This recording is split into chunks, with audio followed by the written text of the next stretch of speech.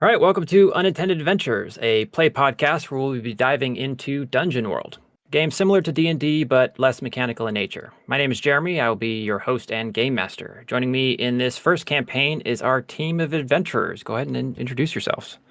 Hi, my name's Alec. I'm going to be playing Handy, the Druid Goblin.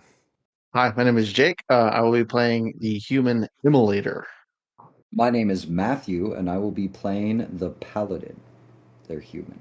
Hi, I'm Shiloh, better known online as Karish Valandar, and I will be playing your halfling, sticky-fingered rogue.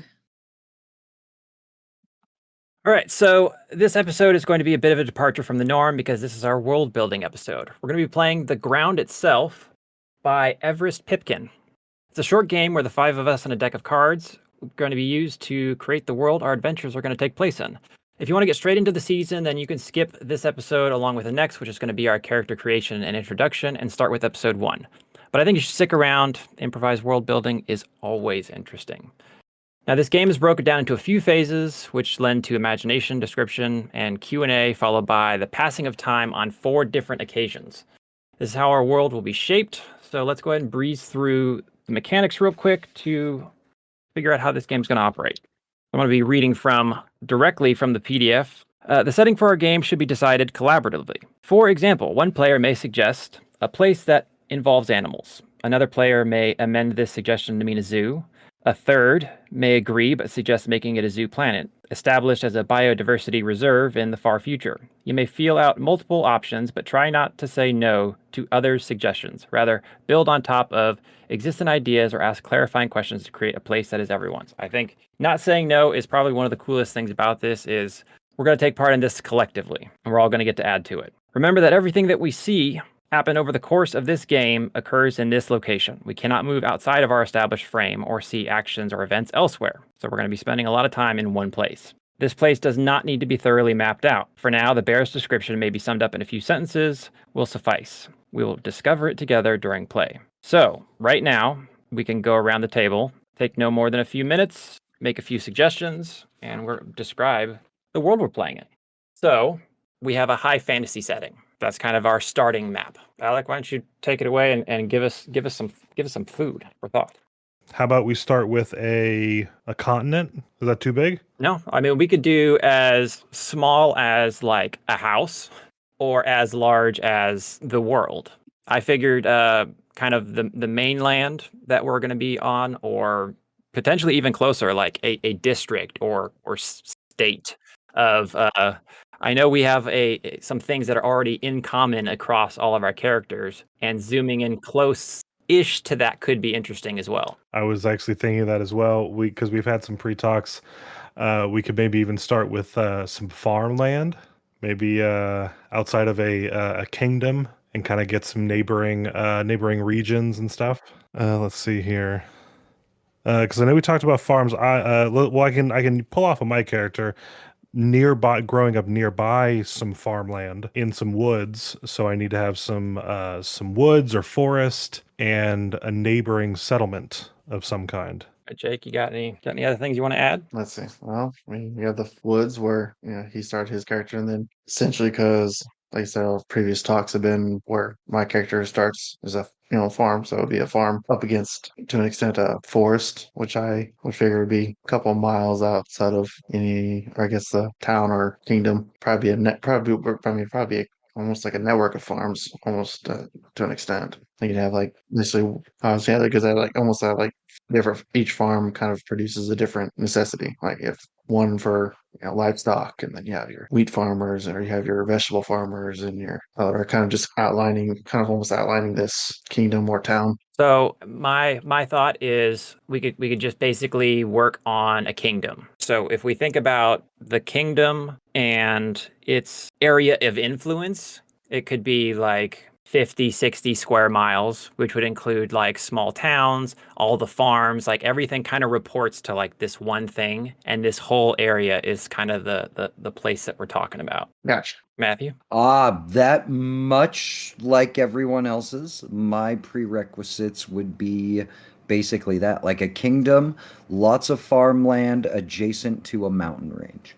My character will hail from the farms on the edge of that mountain range. Like, think foot of the Rockies, right? Like that's pretty much where my character will hail from, which I feel like falls pretty well into everyone else's requirements for their characters. Sounds good. Shiloh? So we're looking for like things that we want in this kingdom, or just trying to narrow down. More get a feel for the kingdom, I think.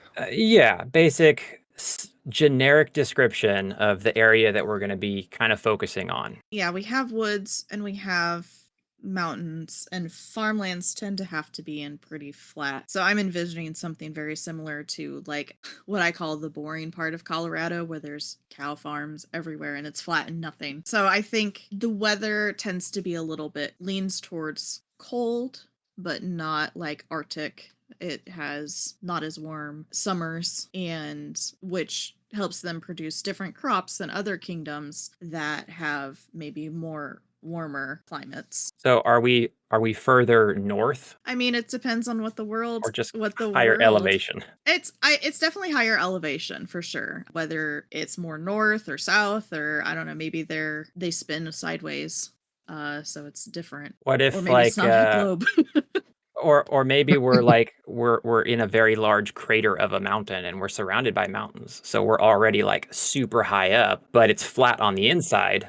Like Fertile a bowl. dormant volcano kind of thing. Yeah. But like huge. Mm-hmm. I like that. That's a fun idea. It kind of restricts our region. It's an interesting setting. And it Okay. feeds into that farmland with it being the soil being the way it is. So, one of the big elements of this game is timeline, because we're going to mess with time. This game is played in 4 cycles. Each cycle is separated by a gap in time. Player will roll a 6-sided die and record the results. This die determines the unit of time that this gap is measured in, and the metric stays the same for the remainder of the game. A 1 means days, which might lend itself to an intimate and close textured story. A 6 means millennia. You are playing a game over thousands of years, and what was here that may not survive the jumps in recognizable ways. So 1 is days, 2 is weeks, 3 is years, 4 is decades, 5 is centuries, and 6 is millennia. This unit of time will affect the way the story is told. If you roll days, your actions should be quick-paced, happening in the now, so only a few hours may pass. If you rolled centuries or millennia, your now may be years or decades. They have, as a option in the additional rules for this game, to modify this so that every time you roll for time, instead of setting the time fixed in place at the start of the game, you roll a 2d6 instead, where the first one becomes whatever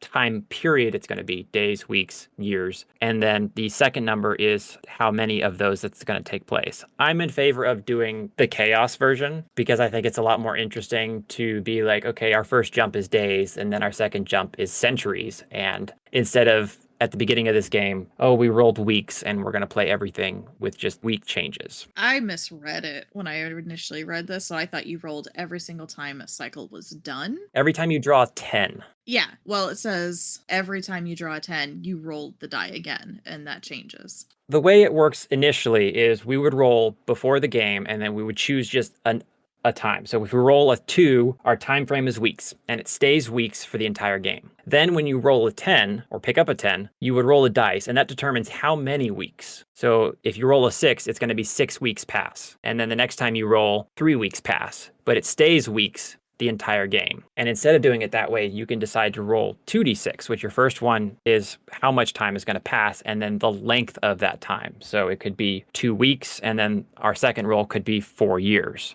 And then the last roll could be 1 millennium. What's that? I said I like that version better, where it changes, because then you Yep. can have like shorter stories, but then you can also jump ahead like a millennia and see how the world's completely changed since then. All right, dig it. Okay, establishing our place. Each player is dealt cards from face card stack in a circle until no cards are left. Then going in the same circle, each player sets down 1 card at a time and answers the question associated with that card, detailed below. They may read the question first or pick between their cards at random. Keep going until the world feels established or each player is out of cards, whichever happens first. Try to keep this to about 25 minutes. And we have our cards already set up. We're doing this digitally because we're not in person. All right. So we have that already set up. Alec, do you want to go ahead and draw the first card? Woo. Okay, so we're drawing first. All right. And I'm drawing. Am I drawing from the face cards or the number cards? Yes, we're going to run through all the face cards and then we'll move on to the numbered section. All right. We have a Queen of Hearts. All right, the Queen of Hearts. Who or what, a person, landmark, society, has been in this place the longest? How did they come to be here? I'm going to start with a group. So a group of, let's call them like starting out like hunter gatherers that evolved into like a hunting guild kind of thing. Maybe the people that maybe discovered this area, however many years and years and years ago in this area, it came with people hunting and trying to learn about this land that they're in, and that evolved into a kind of like a hunters guild type thing. One of the things it says in the rules that none of us is to try to contradict answers, but it is open for questions to the players once someone delivers their answer. So if someone wants to ask questions about said answer, feel free, and I'm going to take a stab at it. Do we have a race in mind of these people? Is it a mishmash? I'll say a mishmash to keep it in the fantasy realm. Elves, humans, dwarves. Your typical fantasy races. Probably a exploratory party of adventurers, but mostly hunting, because they needed to, provide for the people that were coming in. So that was the main, we'll call it a profession, if you will, or a class or skill set, but a mishmash. All right. Well, if anyone's not speaking up quickly, I'm just going to move on to the next person. I would be curious to know so do they operate out of the main city that is in the center of this crater? Or do they kind of operate outside of the city? Are they a guild in the way that they like report to the hierarchy of the area? I'm thinking when we get to current day into our story, they will have little lodges, if you will, in each major city. Maybe some smaller cities of note, like crossroads that are heavily traversed and stuff like that. But what we'll probably know them as is a kind of like a guild structure, or like a hunter's guild, or my best equivalent is like the Slayer's Take, for those that are familiar with that. But they have been in the area for many years, and now we're seeing them kind of as like a hunter's guild or something like that.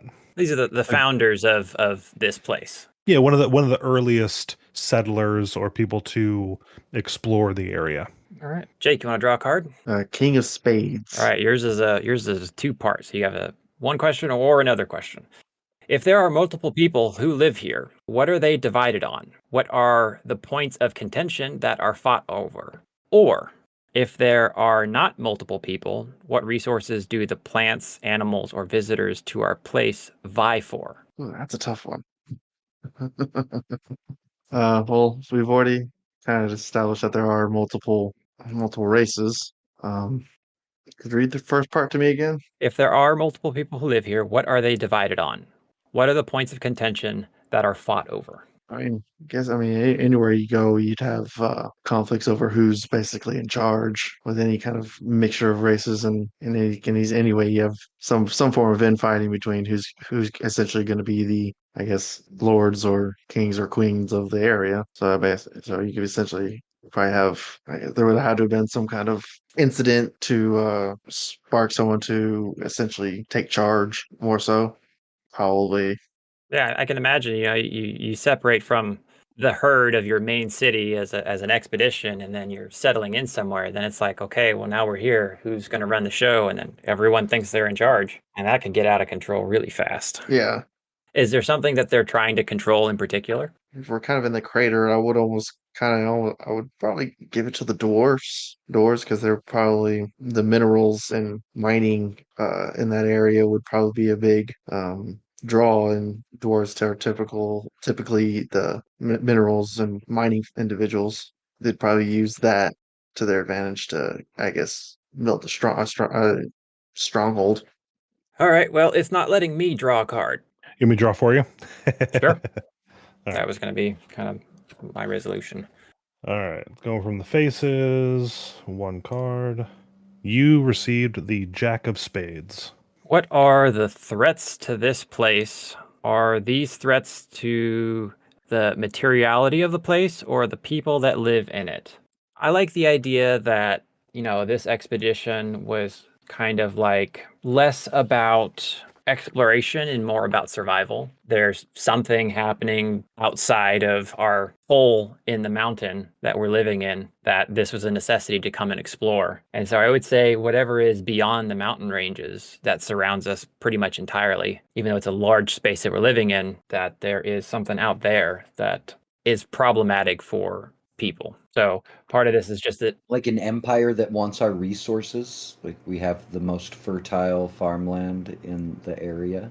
So we have an adjacent kingdom that just wants our dirt. no, I think they're trying to escape something dangerous. Okay. And we're just the lowest path between the mountains for them to get through.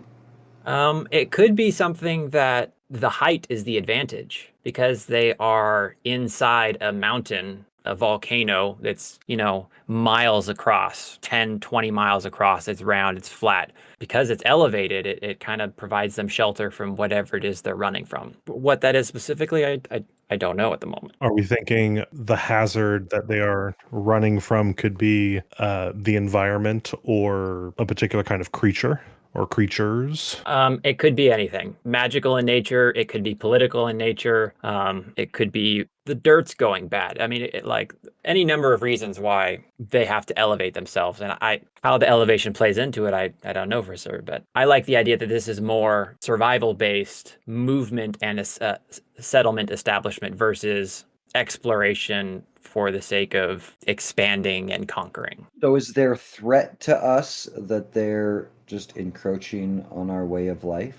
Below the mountains, yes, it's still a high threat, and the concern might be that it's still there. They did encroach on our way of life, and that's why we moved there. So currently, there's like the perimeter is our shelter, but when you have a threat of any particular matter, it always looms in the background that it could potentially still get to you. So that's kind of the thing that everyone's worried about. Gotcha. All right, Matthew, you're up. I will draw a card. King of Diamonds. Who or what is in power here? Is it a ruler, an apex predator, a series of laws that govern society, the weather? I feel like for our particular locale and the way that it's kind of developing, I feel like it would best suit us to have more of a set of guiding principles rather than an overarching ruler or leader, right? Like something,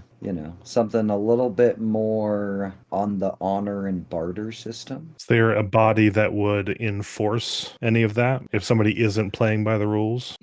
I feel like since we've established a hunters guild, then the logical step is to do some sort of policing guild. Maybe like I kind of like the idea of it being on a volunteer basis, like something not like authoritarian, but Something like you have to produce, and like you there are rules against being lackadaisical or lazy or not producing well enough, and so you have like trade commission police to make sure everyone's pulling their weight. yeah, yeah, potentially. I like that. Or else you get ran out of the crater. Yeah. Be a productive member of society or leave.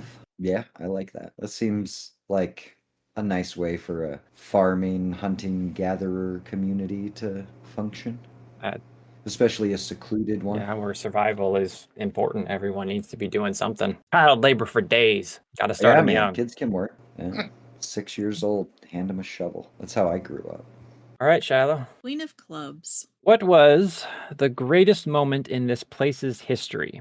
An innovation, a discovery, a revolution, a new sapling, the emergence of a cycle of cicadas? It was the discovery that so we had the hunter gatherers, like they were hunting the creatures that were here, just kind of gathering the thing. But then they found that the soil from this possibly, hopefully extinct volcano crater has like really rich minerals in it. Like they didn't know it was minerals at the time. You know, it was really good for growing crops and plants. Like the plants that grew in this specific area where a lot of these farms are now located at are like, they produce more, they last longer, they're healthier than plants in other areas. And because of this, they've been able to have other kind of more, I don't want to say like more discoveries, but they've been able to like graft different ones together and make new, hardier varieties of, you know, say the berry bushes or,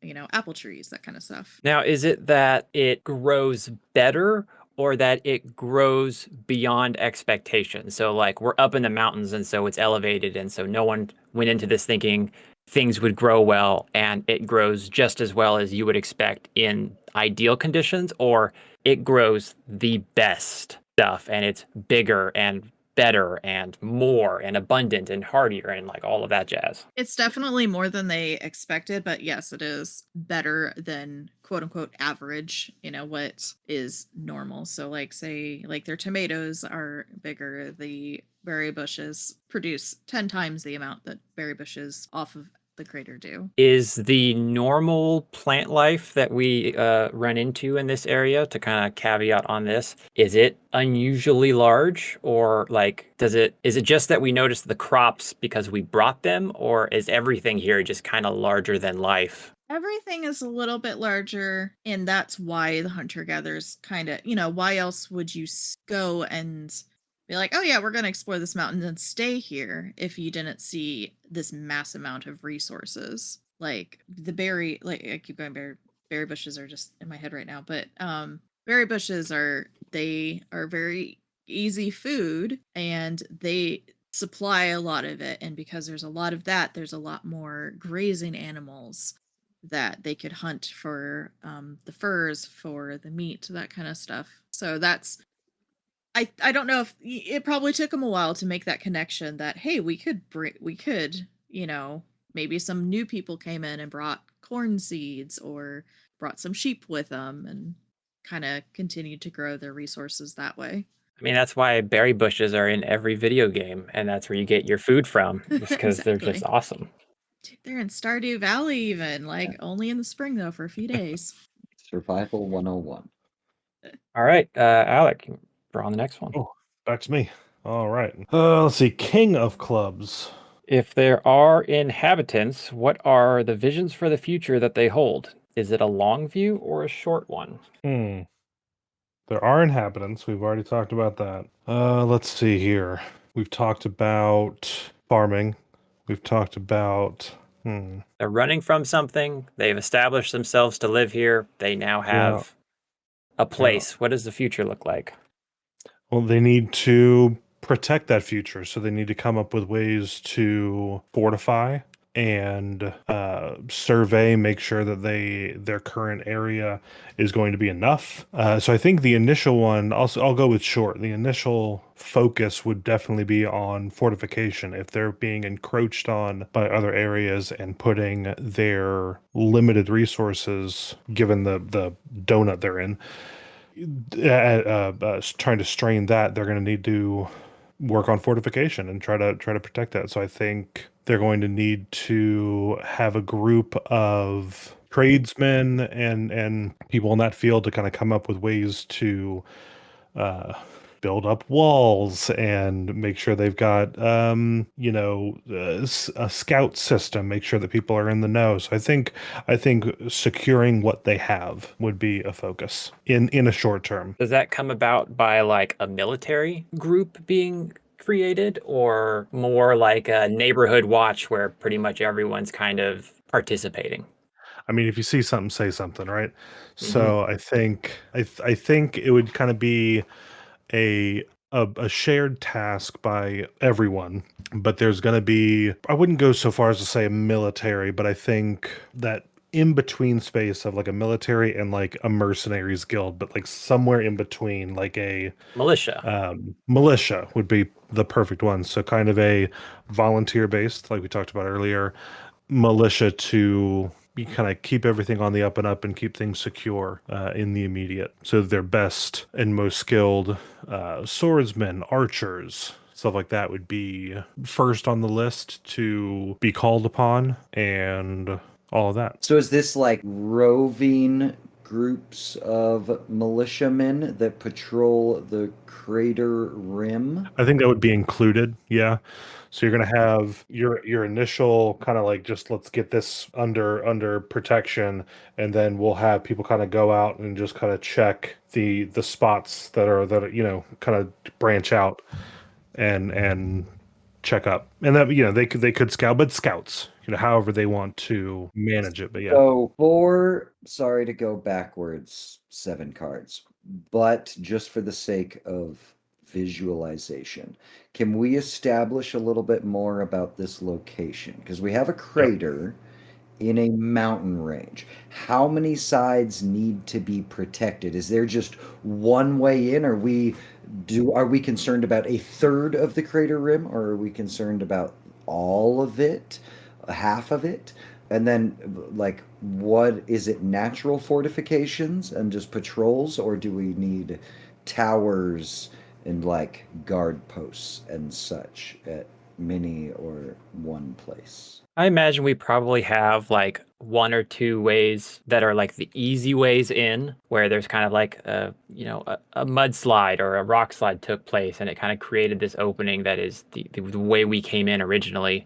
I imagine because we're surrounded by mountains all side that the walls are kind of natural in their own right, but if we're worried about something, we're probably still checking and spending more time on the avenues of approach, whatever those may be, or even like seeing if there's things that we don't know, mapping out how everything looks to make sure, okay, there's a cave system here that actually goes down that we just found that's 20 miles north. How big are we thinking this Okay. crater is, or this area that we're inhabiting? Has that been established? So I have a couple of thoughts on this. It's gone from like 80 miles to 20. Like 30 to 50 square miles in total, so significantly large. Yeah, I like that. In the middle. Yeah. That makes a little more sense. Because we want it to be big enough that like it can support a population, but like it needs to be Mhm. big enough that there are many forms of flora and fauna, like Shiloh said, right? Like it needs to be big enough to support a diverse ecosystem, but also small enough to be, What population size are we thinking? great question. Sensible. That's something that we may not know just yet, because time may change that, because we might jump forward 4,000 years and then it's like, So well, what is does it look like initial now? population density at this point where we have established now? Because I feel like we are within a decade of founding, right? Like early, we haven't really established this, but it's enough time for people to have come and established farms. So I'm like a couple hundred to begin with. Like, is that kind of like, what are we thinking? 40? 400? Somewhere in the middle? Well, because I posed the initial like hunter people, then turning into a guild kind of thing. I'd say that would probably be over 50 years. Why not? I'd say like 1,000 population for this initial jump into it. Yeah, because remember, we're going to be traveling through Yeah. time, possibly a millennia. Yeah. So this is not necessarily our current day of when our Right, characters right. are. Yeah. Yeah. Just the initial Yeah. founding. Okay. So you're saying within 5 decades, 1,000 people. Sure, that sounds possible. Yeah, no, I've never colonized a new place, but yeah. The initial population, or the initial team might have been 50 to 100, and then they send people back and it's like, all right, start sending people and supplies, and they're slow rolling. It could be difficult to get there. Hopefully. It is in the middle of I a feel like mountain it should crater, be so. exceptionally difficult to get here. Almost as bad as the Oregon Trail. All right, Yeah. Jake, such a good game. Let's draw the next one. All right. Fun fact, I've got a great grandfather who wrote a biography who talked about basically taking that trail. That's awesome. Which was insane. Was it the Jack of Hearts? Jack of Hearts. Who lives here? What is an average person like in this place? What do they look like? What do they wear? All right. Well, established that it's kind of up north, so they're probably a sorry. little bit I'm going to more. interrupt you because there's an or. There's an or. I missed it. Oh, Another Yep. ore. Yeah, you've got both of them, and there's only two. Describe the flora and fauna. Okay. What is the landscape like? What animals and plants call it home? Okay. Well, I'm probably gonna stick with that first one. So kind of one over the flora and fauna, kind of already kind of touched on those. I mean, the people here would have to be rather hardy individuals to live here because I imagine it's not the easiest place to live. Probably using a lot of initially a lot of furs and heavier clothing. So you probably get these almost in a sense like mountain, like how we would see like mountain men, big kind of burly individuals, and They sent the strong ones first. And the hairy ones. yeah, yeah, more it gets more warm. So yeah, probably a little bit more larger individuals initially. I wonder if that and this place's affinity for growing things big will create bigger people in a few generations or millennia. That's interesting to find out. We could at some point venture back down below the mountain range and be like, everyone over 100 generations have turned into giants, They're and we just just tiny. don't know We it. didn't never noticed. This is the origin story of the giants. All right, can you draw another card? Because I cannot. You received the Jack of Diamonds. What is this place named or called? Who named it, and for what reason? Oh, I hate it when they ask for names. Gotta come up with something off the dome, and I don't have anything. I don't envy Pick you a thing that you at can all. see in front of you and add ION. This land. It is this land. I'm gonna ironically go with what I just said. They call it the dome, which is interesting because there's no cover, but it is their Well, and source I of guess protection. it could be dome-like, like it, because it has mountains, or at least things that look like mountains surrounding it. So they could curve in a little bit. So it kind of makes a Right. dome-like, not fully covered, obviously, but And it's naturally an upside down dome. There you go. And I'm gonna say the person that named it was probably we're gonna continue the same. It happened by accident where, they were walking in at the initial, they've just peeked over, and the guy up front trips and like bashes his head on something. And he starts swearing about hitting his head in his own language, but the only thing anyone is able to pick out is dome. And it just kind of stuck. Got domed at the dome. Perfect. Yeah, you beat me to it. All right.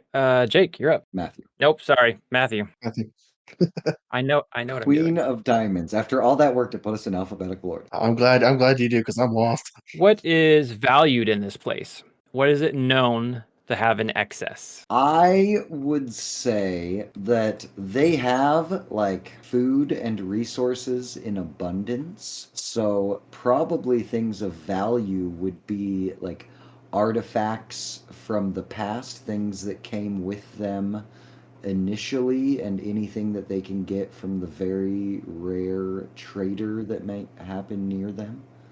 Like things from the outside world, I feel like would be valuable in such a closed community that, is basically paradise. And you said that the nature is what's in like excess. resources and resources and plants and fruits and vegetables are all large and in abundance.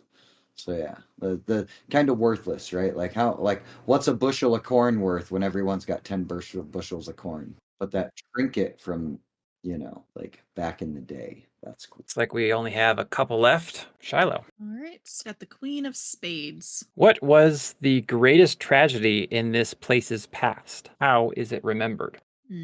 Everything sounds so hunky-dory lately. I gotta ruin it. There was an expedition that went to the side of the crater that they don't typically go to. Like that's harder to access from the outside world.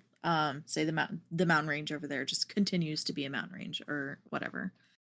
And so they're like, hey, let's go check that out. Maybe there's different resources over there. And they found a cave system, but only one person from that expedition came back. And they told tales of like horrible creatures. Like we already kind of talked about that maybe possibly the creatures here are bigger than normal due to, the abundant plant life and stuff. But these were like larger than that. They were more like the prey type that lived in this cave system or cave systems that they were exploring in. And so since that day, they don't like that side of the crater. Nobody goes to nobody goes explores those cave systems. They're completely off limits. And how it's remembered, they It's kind of like a folk tale at this point. Like it happened fairly early on. So some of the older members of the society definitely remember it with fear and with caution. But the younger generation, it's told to them almost as bedtime stories. Like, oh, if you don't eat your vegetables, the giant man-eating spider from the caves are going to come and eat you, or stuff like that. So there is a part of seriousness to it that they do not go over there anymore. But there's also some of it has faded into folklore. So, how many died, and where is it located? Like, what direction? It is northeast, and we'll say 9 died. 10 went on the expedition, and 1 came back. So we came in from the southwest. That's where like mudslide. Like the southeast. Yeah. Okay. Do the giant man-eating spiders ever actually come if children don't eat their vegetables or something? Or? No. Everyone makes sure to produce. Yeah. They now they now make offerings at the entrance of the cave. Yeah. Do we like appease these horrible? I mean, there monsters? might be some groups that do view that, like some have kind of viewed those as, oh, this is a curse from the gods, or there are probably definitely more folksy, I use that term loosely, folksy people that do kind of view that as we need to appease these creatures or they will come out of the caves and eat us. Unbeknownst to everyone else, the Hunters Guild has been like making offerings to the cave monsters since the start. Oh, someone's definitely going to be for sure. worshiping them. Yeah, It's yeah, my that's hero. that's going to happen. All right, Alec, draw the next one. We should have only 1 or 2 left. We are looking at King of Hearts. What stories are told in or about this place? Does it have legends or myths? Does it Ooh. have religion The myth of or a cult? So the folklore has some have turned it from a bedtime story to stories of evil creatures and monsters that live beneath. Some you'll get a range of how many legs it has, ranging from none to 8, maybe even up to 10 or 12 gargantuan creatures that live just beneath the surface of this cave. Has it moved from like, are we kind of at that moment in time where enough people weren't around to really remember it, Oh, for sure. so that it's starting to feel like a legend? Like, yeah, that didn't really happen, and like no one really knows for sure. Anybody that would have been alive when whatever happened have since passed. So now nobody alive has any firsthand knowledge. So we're a couple, I'd say, like how long are generations? Yeah, 30 years. a couple. Yeah, we're Like 50. Just if you want to say a couple generations, if the numbers don't add up, we have the power to make them work. we're like 3 generations past that initial inciting event, and now it's the stories range the gambit around that. So let me look at that again.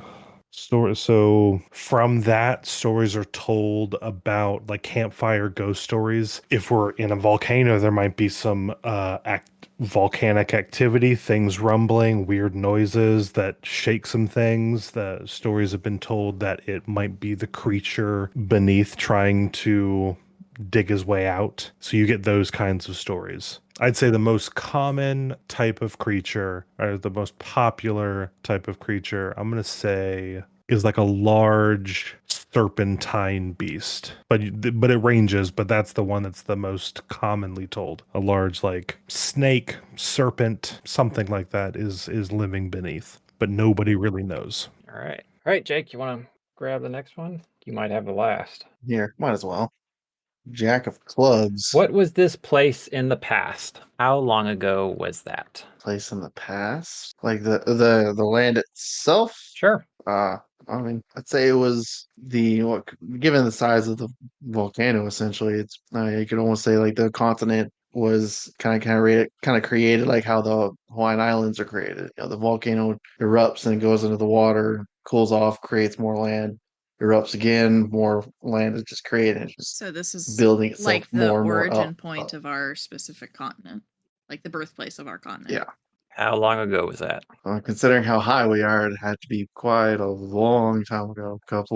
I'm- I don't know. Maybe it was just a really big eruption, a one and done. Yeah, that's for sure. One and done. No, I give it at least a couple 100 years, maybe like about 1 or 200 years as like grow it more. Could that big eruption be the thing that exacerbated the surrounding area that caused people to try and find something else? Yeah, run from the ash. An eruption on that size to create the Okay, island that would is true. basically kill everything living on it. Yeah, yeah. And it being that soon would mean that like it erupted and then like everyone fled to colonize this new land very quickly. One really smart guy was like, run Yeah. towards the ash. It's all going that way. Maybe it wasn't a volcano, but that could be a myth. We think it was. I was going to posit that. In lieu of a volcano, Yeah. could it be a meteor impact crater? Like, or are we a caldera? Maybe something was hatching. Ew, giant monster. Or maybe something did hatch. We're all living on like the molted shell of a creature. That's why the soil's so calcium rich. And all our plants are just like mold and bacteria and stuff. Yeah. Turns out we're tiny. I don't like There you that. We're just Horton's pets. Are there any more cards to draw? I think that should be it. That was number 12. All right. So we have our starting point. This is just the starting point. Now we get to figure out where it goes from here. So during our 4 cycles of gameplay, we're going to draw cards from the numerical pile, which is ace through 10. Each card is associated with a set of questions, which are answered in order. For example, the first time a player draws an ace of any suit, they would answer the first question listed under the aces. Second time an ace is drawn, you answer the second question. So you run through them in order. Read the questions out loud, narrate your answers to the group, then discard the card in the discard pile. That doesn't matter. The group may ask follow-up questions.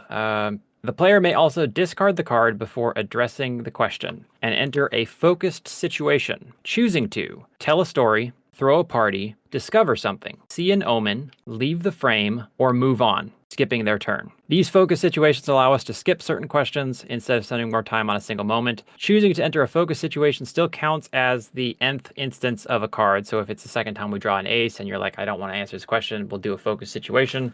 We still mark off the second ace question and move on to the third when it's drawn next. If the 10 is drawn, the cycle ends, moving us forward in time. After every cycle, when we draw a 10, our thing's going to be a 2d6. The first one's going to be the amount of time or the type of time, days, weeks, years. And then the second number will be how long? 5 days, 5 weeks, 5 millennia. You may choose to go forward or backward in time. So we could go forward a whole bunch and then back and then forward. Could be fun. Go from there. When we reconvene, we collectively answer the following questions. Do our characters' civilizations still live here? What does the place physically look like now? Does the place still use the same name? And when the fourth 10 is drawn, the game is over, no matter the number of cards left in the pile or the stories that are in motion. And then we have some follow-up stuff at the end. So we established we're going to do the 2d6 for our time plot. We have our deck in place. Alec, well, let's see who. Yeah, that would be you. I think we'll just continue the order, and I think that makes me. So I don't know if it's gonna let me draw. 6 of Hey, hearts. it did. 6 of hearts. Let me reorganize my sheets because I have all of these papers out that I. Okay.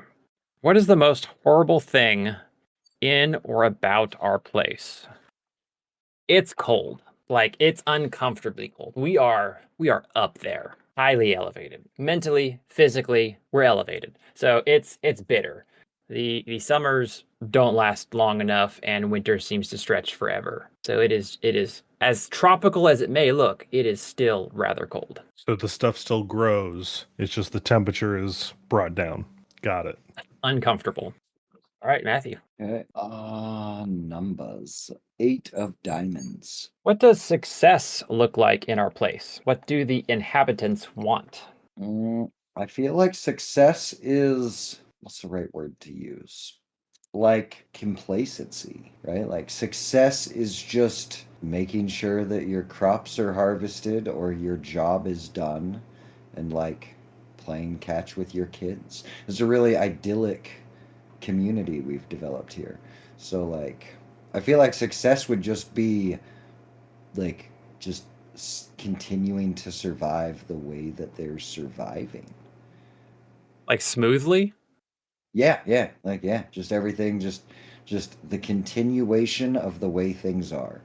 Like that seems like the ultimate success in that scenario would just be to continue continuing.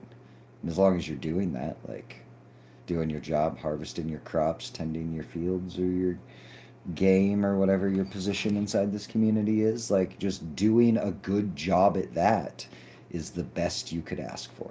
So I don't feel like we really have a community where like, like ambition is really rewarded, right? Like what like that just wouldn't fly in this community. Like as a farmer, how do you be more ambitious? Like you a larger farm, like more crops, like you grow the most crops. Like no, everyone else with land isn't going to let that slide. So like just doing your thing. Thoughts? Anyone All else right. get input on that? I don't think so. Okay. That's good. All Shiloh, right. Mm.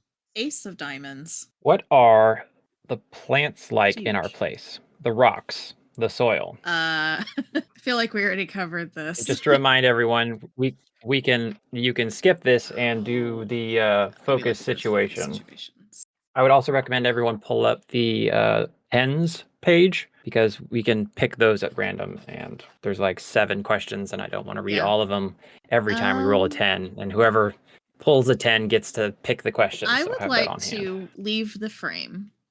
So just for a second, the window widens and we're able to see a little bit more of our world because we've kind of talked about a little bit. So I get go Okay, ahead. so I'm gonna read off what leaving the frame is for explanation's sake. Just for a second, the window widens. Weird. It's almost like you just said that. And we are able to see a little bit more of our world. Man, it's Like an almost echo. like you said that. You may ask, what is the mountain like to the north of our house? Are there massing armies on the sea? What type of dogs do the neighbors have? Or anything else you wish to know? You get one question, and the table collectively answers. Then the world snaps back. Oh, now I got to think of a question. I just want to make sure that we were No, you're good. following the rules mostly. I know it was easy to be like, all right, here's what's going to happen. I was getting into GM mode for a second. I apologize.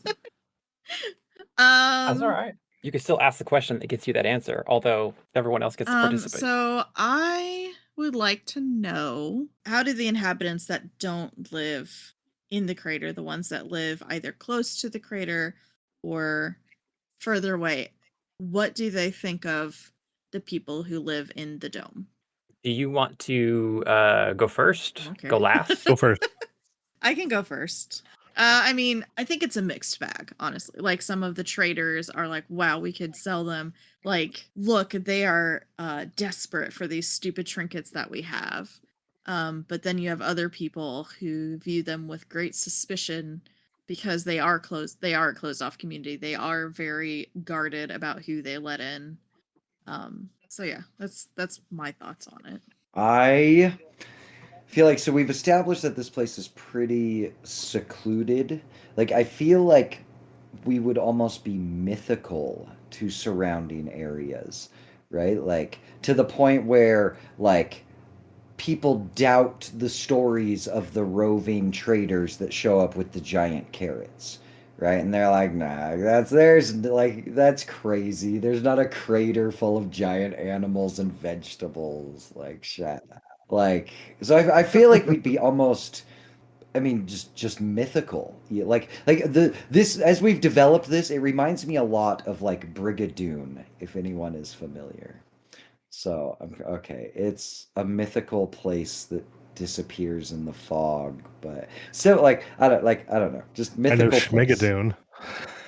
I've been getting 2 thoughts or the things that are this has been reminding me of. One, after so many years and years and generations, you could see the fairy tale of Jack and the Beanstalk or Giants in the Clouds with these crops that are so big. Giants are an easy thing to think of. So I could see that type of story being told by surrounding areas. But I also, with how idealistic we've made it, I also get vibes of, and I apologize for people that know Disney better than I do. Was it Raya the Last Dragon? The people in the center, everybody thought they were better because they thought they had magic and all this other stuff because they just didn't know. And with how little is known about these people up on this mountain, and seeing all these weird crops come through and maybe seemingly strange stories come through, it just seems like they are, like you said, like mystical, or just so otherworldly. I'm getting vibes like that for sure. Now, we talked about this being kind of like a shelter versus an exploration where they are Yeah. running from something dangerous. What if it's that the danger hasn't happened yet, and that there was a prophecy or a foretelling that in the future something was going to go catastrophically wrong, and unless you were away and protected, you were uh, in trouble. And so, like, the people that believed, or this group, went and did this thing. So everyone else is still kind of going about their lives. And that kind of plays into this whole disconnect between that group and everyone else, because they're like, yeah, I guess there's people in the mountains. I They're like kind of that. weird. They don't let a lot of people in. Don't really understand why they're up there. Pain in the butt to It's get there. super I like shitty and that. cold. Like, I like that too. I like I like the idea, Yeah. because we're basically in a giant caldera. Like, the prophecy of something horrible is gonna happen. We freaking ran to ground zero. And that could explain some of the weird stories that have come through, or like the Oh, the no. generational thing of, like, now it's like we don't really know why they went up there. We think it was, blah blah blah, but they're just kind of weird and secluded, and we kind of just like write them off after we so many years. our society may have lost it as well. Yeah, yeah, We don't know why we're here. yeah, for sure. Jake, what's your thoughts on how we're perceived?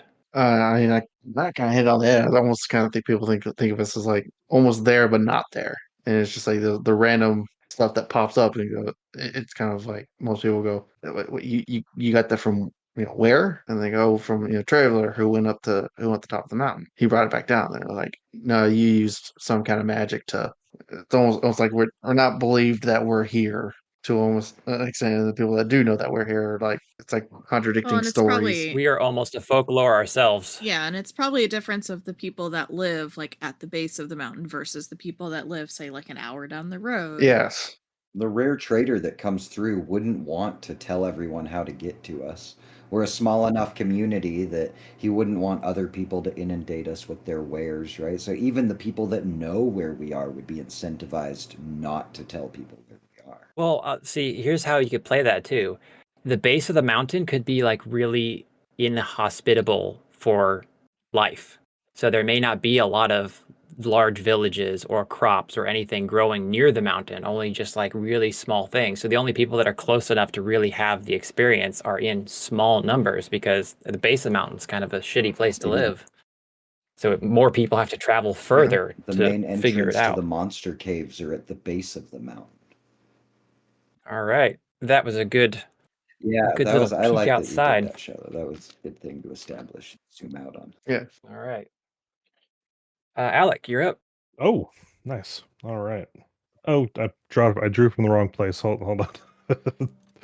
All right. What is the 4 of primary diamonds. building or natural material of our place? And we're back in the crater. Mm-hmm.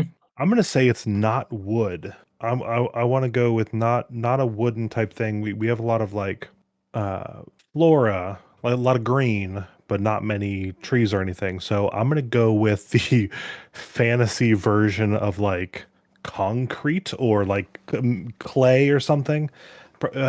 Something stone, mixing stone with like some like ground up stone with water, and kind of using that to construct some things, construct some of these buildings. Grounded sand. So Fantasy Crete. yeah, fantasy Crete. So I think from that you can put a limit on building sizes. So at most you're going to get 2 stories, but it usually is like not for living upstairs. It'd be like storage and other stuff like that. So your buildings tend to stay short and go out rather than up. So that's, I'm going to say, however we want to call, like a fantasy concrete, Yeah. ground up stone. There would be a lot of volcanic ash in our area. Yeah. So, yeah. Maybe some magic wielders or some alchemists figured out a way to make it a little bit more strong and stable for those that couldn't. I don't want to get too into the weeds, but like trying to make something like a fantasy concrete versus like actually quarrying out stone. Which one's more difficult or which one sounds more fun? I kind of like the idea of Well, and ground up stuff and trying to make like a paste. it might have changed too. Like maybe they started off just quarrying because that was easier almost. Like, hey, we just Mhm. made some little caves of our own and then Yeah. went on from there. Someone, they were doing their quarry and grabbing stone, and then someone falls like face first into a pile of dust and gets a whole bunch in their mouth, and then like it solidifies. Yeah. Ooh, I like And they're that. like, well, this is a problem for this person, but we just learned something really Jeremy, important. I'm going to point out that this is the second origin story you've started with a person falling on their face. It's handy. Well, my first thought was that they just randomly eat it, but that doesn't No, make as that's much handy. sense. Is this ash edible? Only one way to When find you're out. surrounded by Y'all need to look out for tripping hazards. That's what you really need to take away from this. All right, Jake, roll that beautiful bean footage Ah, in selecting a card. I got enough faces. Number card. Ooh. Ooh, a 10. 10 of hearts. All right, so Great. We're going we're moving through time. yes, we Sweet are. question, I think. Yep. Have your choice. All right, so go ahead and roll a d6 1. or 1. Days. We're going to advance in some days. Now roll another one to figure out how many days we're going to advance. 6. We're moving forward 6 days in time. Not even a week. You get to go forward or backward in time. Let's see here. We'll kick the ball down the road an inch or two. So feel free to pick your question from the list, read it out loud, and then There you go. I guess we can use this one. As a day of resting in the knowledge of a secure future, what is taken as a given, and how are the inhabitants of our place spend a lazy day? I guess basically how do they spend it? Almost essentially how do they spend a day off? So I imagine like how kind of what Matthew said, kind of like playing with their kids and spending time with families, and growing that Personal happiness. yeah, personal happiness, making memories. is it a day of no work? Yes, there's actually one, I would say almost, one day out of the week where it's intended to be spent with the family, whether it be the whole family from grandma to baby.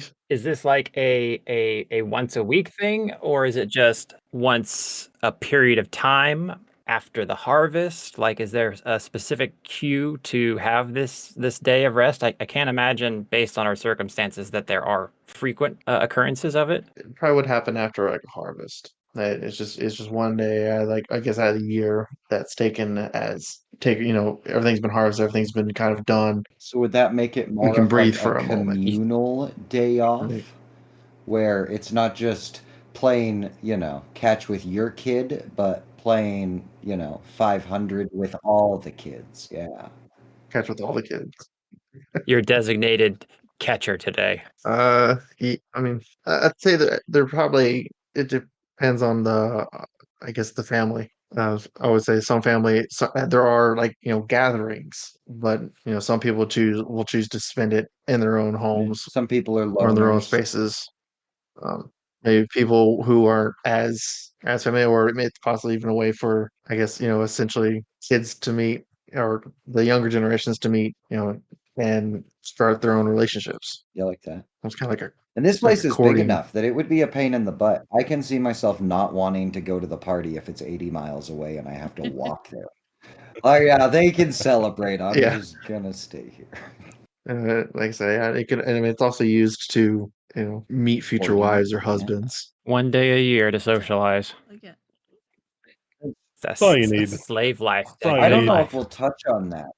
Keep But how keep do it we in the get family. new blood? Like, how do I mean, you? we kind of say that there have been people that have come in, like maybe a trader falls in love and decides to stay, or, I think it's not a steady stream of like new people, but I think there are, Just enough to not. and it, There's trade lines, yeah, so because import it's export like a people that come through. kingdom size thing, right? So you have distant little pocket communities and stuff too. All right, so we just had our day off. It was awesome. 6 days later. Does our civilization so. still live here?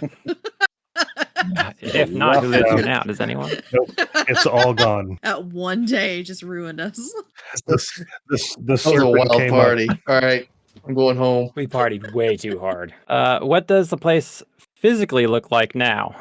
Has anything visually changed? How does it smell now? How does it I mean, feel here? I think it would have changed a little bit because, like, not Smells like drastically, but since we did kind of say it was the end of the harvest, you probably do have more of that, like, this is the changing of the seasons kind of thing. It's like what currently happening outside my window is the corn's being torn down and stuff. So to step back for like just a brief second, since we're talking about like a couple days later, potentially after a celebration or something like that, what's that typically look like? Are we talking, community wide, whoever wants to join, big like a harvest festival kind of thing? So lots of food and all that, like drinking and merriment. Then a couple of days later, so they're still cleaning it up, and all that.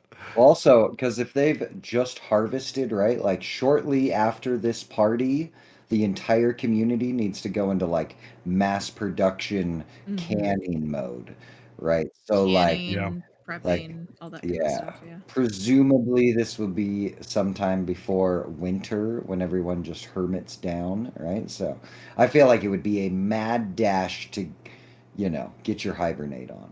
Different guilds are kind of touching in, so you had like farming and all that. Now you got to do like the preservation and canning, like you said. So the other craftsmen and other professions are starting to ramp up as well, and kind of shifting that workload. I'm gonna say also that, like, for a majority of the farmlands, that one of the ways that they prep for next season is to burn everything. They torch all the fields after everything's harvested. That could be part of the Well, celebration would they too. want to do that in the fall or would they wait till spring? And I know that around here they do a lot of burning in the spring because in the fall you have everything is so dry. Typically, you create forest fires and just uncontrolled blazes. But since they're in a more temperate, maybe the wind's not as bad because they have mountains or something. No trees. Weird. Where did I these feel mountains like come at the from? end, like we should burn in the fall. It's part like the fire celebration. Just Yeah. before winter. Or if it's so cold, can they save it through winter and gather some of that up and use Probably, yeah. as fire Kindling material? and stuff. Since there is a lack of wood in Yeah. trees, one, wood could be one of their imports, and two, how do they heat their homes and stuff like that? They can take some of this excess plant life that's dried and yuck. They can use that to use as a fire material, fire source for heating. I like the idea of immolating the entire like what is it? What are we calling it a crater or a caldera? And because, like, or what is the word? Crater? Crater. you know, what would be really, really interesting is, like, we have fantasy Yeah. Crete houses. Like, what if they just set up fires around the outside of the house to heat it? I like that. There you yeah. go. Yeah, I was thinking just set the entire valley on Yeah. fire, and because it's all like volcano Crete. Worst case scenario, your house gets harder, and everyone just parties on the roof while everything burns around them. Oh my lord, that's All right. Does this place still use the same name? If not, what is it called It's now? And who crazy. calls it that? So it's Same. the dome. Yeah. the dome. It's now the fire dome. fire dome. Yeah. All right, who drew that? Jake. So I'm going to draw the next one. Numbers. The 5 of hearts. What are the stars like in our place? The sky, the weather. So because we are so elevated, we don't get a lot of weather. We catch a lot of wind, but clouds kind of go around us for the most part. We will get stuff that forms kind of within our walls. A lot of fog. It is foggy on a regular basis, but it's also cold, in part because of the elevation, but also because we often don't have cloud cover to help insulate. And as a result, there are a lot of stars to see. It is, not quite disco ball at night, but there is enough starlight. I'm going to say that we are moonless, but there is enough starlight to We talking see about at the night. planet? There's As no if it moon was on the planet we're on. Yes, no moon. But if you imagine like how bright it is on like a full moon, That's kind of the amount of light that is given off by So the like stars. more than 5,000 stars. Yeah. Easily. Fun fact. There's not a lot to do around here, so people try to count. It's a competition to see who Is is most accurate. astronomy a big part of our culture then because of that? I think star counting right now is just a pastime. There's probably room for astronomy, but later question. Yes. Maybe next millennia. All right, Matthew, you're up. Cards. Yeah. In the next 6 days. Numbers. 3 of diamonds. What do people listen to and perform here? What is considered the folk art? I would say throat singing and gourd art. Oh, Lord. Yeah, I can agree with that. Love it. That sounds about right. Yeah, that's my final answer. Like Gregorian throat chanting, because like, you know, the acoustics of our crater is just outstanding for such a thing. And yeah, Everyone's learned to talk really quietly because your voice carries. Like you could shout from one side and hear someone on the other side, so everyone's learned to be like super quiet to make sure that the conversation's not Yeah. overheard. yeah. Oh, man. All right, Shiloh. Oh, beans. I love how certain like Mm. aspects that randomly come up actually correlate with the character's own tendencies. 'Cause that's exactly how the character I created talks. Is very quiet. 9 of clubs. What do people eat and drink here? What is considered They traditional? eat a lot of fruits and veggies and some meat. I feel like the fruits and vegetables are like the bulk of their diet at this point, because now that they've settled down and stuff, hunting isn't viewed quite as a necessity. And since there's so much of abundance with the crops, they do have mutton, like sheep. They might have some cows, but I feel like cows would probably take up too much space, like harvestable land space. Although if there's abundance in growth, feeding them and taking care of them may be less Yeah, you still have problematic. to have space for them though, and It's just cows veal. are big animals. Yeah, we just squeeze them in really. And they get even bigger with the Yeah, food so they I think eat. I think hunting is probably their main source of meat. They're hunting giant elk and deer. My mind went blank on anything else that lives in the wild. How giant? Like the size of moose. So like how white-tailed deer is typically, oh, that's cute, but think of a white-tailed deer the size of a moose. That'd be terrifying. Pretty cool though. Yeah. It's terrifying, but that's cool to think about. An elk on that scale is crazy. Yeah, so they probably also hunt quote unquote smaller animals. So like ground squirrels or, things, but those are like the size of cats. Like, these are Medium-sized animals. dog rabbits. What's a Yeah. traditional dish? What is a traditional dish? Stew. Did you say stew? Yeah. I was thinking that, but I was trying to put a spin on it. I was trying to think. Fantasy spin on it. Well, not necessarily fantasy, just kind of. I think their stew. More fun. Since they live in a cold environment, it can be difficult to keep hot foods hot.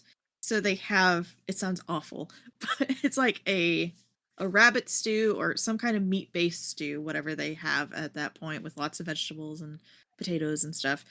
But it's like a gazpacho, so it's served cold. Like you cook it and then you let it chill, and you serve it cold. Gelatinous stew. My favorite. Yeah. Mm. All right, Alec. Ooh. You mean a Jello? All right. Oh, where'd my cursor go? Here it is. Alrighty. Spade.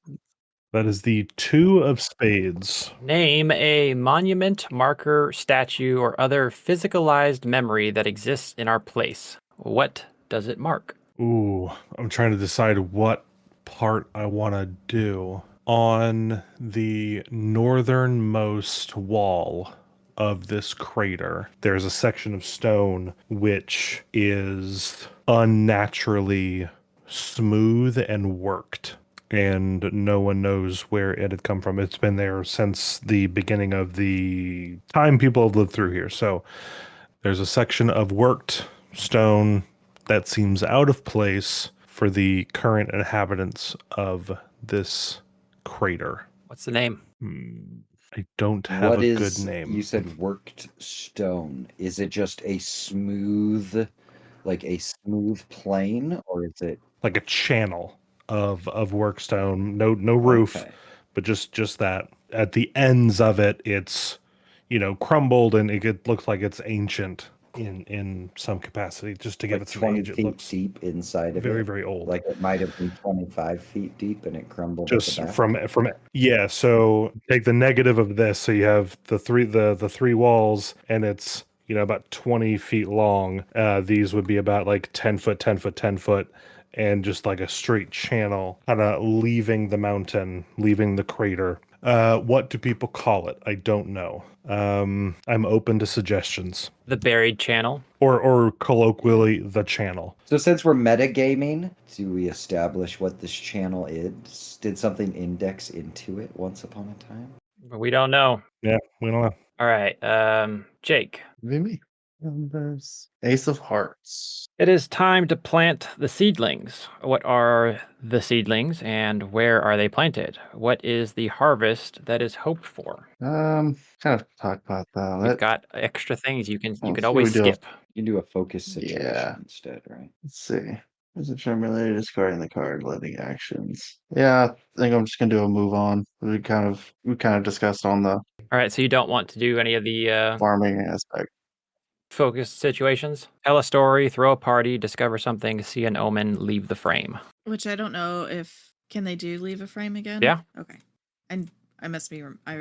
Know there was one thing that you could only do one. Let's go with See an Omen. All right. Here, the player may gesture at a future possibility. An omen may be the classic type, a comet or a spell gone awry, or something that points at the materiality of the world, a hungry animal in from a famine in the countryside, or an heir to the throne that sickens ahead of a coup. This is a chance to set things in motion. The player narrates what is seen by who, and how it is perceived by those that hear the news. I think I'm gonna do like kind of a mishmash of a couple of these. Because I always said that a lot of them moved into this area based off of prophecy. I would say someone was probably trying some almost high level magic, and because we're also higher up in the stars being seen as they are, a whole bunch of the stars just started shooting across the sky, and everyone kind of notices that, and a lot of the younger generations kind of go ooh ah. The older generations who knew the story of why they were moved on knew that they believed that that was part of what the prophecy foretold would be the stars running across the sky in fear. That's a cool interpretation of a I meteor like it. shower. Yeah. Like whatever's that way, scary, even the stars are running. Yeah, It's a good reason to head west. even the stars are running. All right. I've got the Three of Hearts. What do people listen to and perform here? Oh, wait. Didn't we do that one? I didn't scribble it out.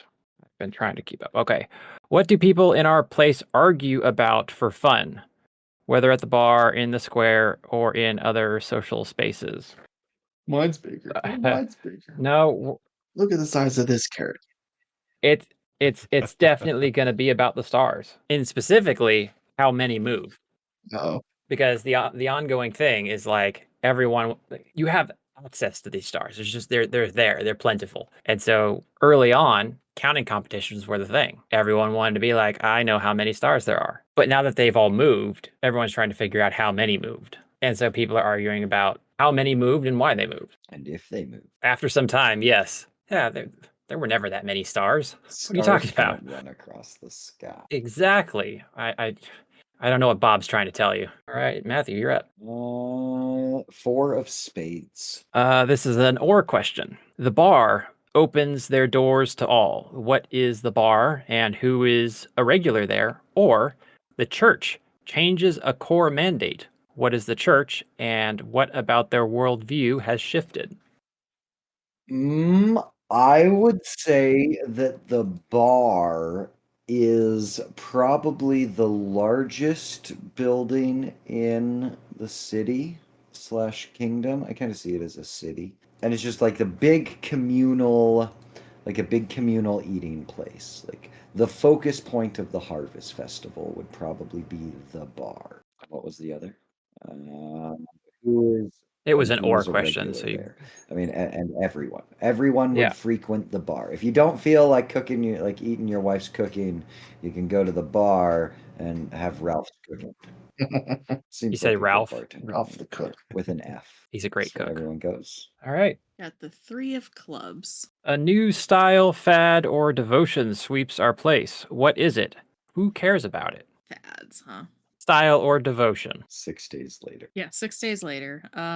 What has changed I since forgot about that. what fad suddenly came up after the harvest? Or style or Ugh. something.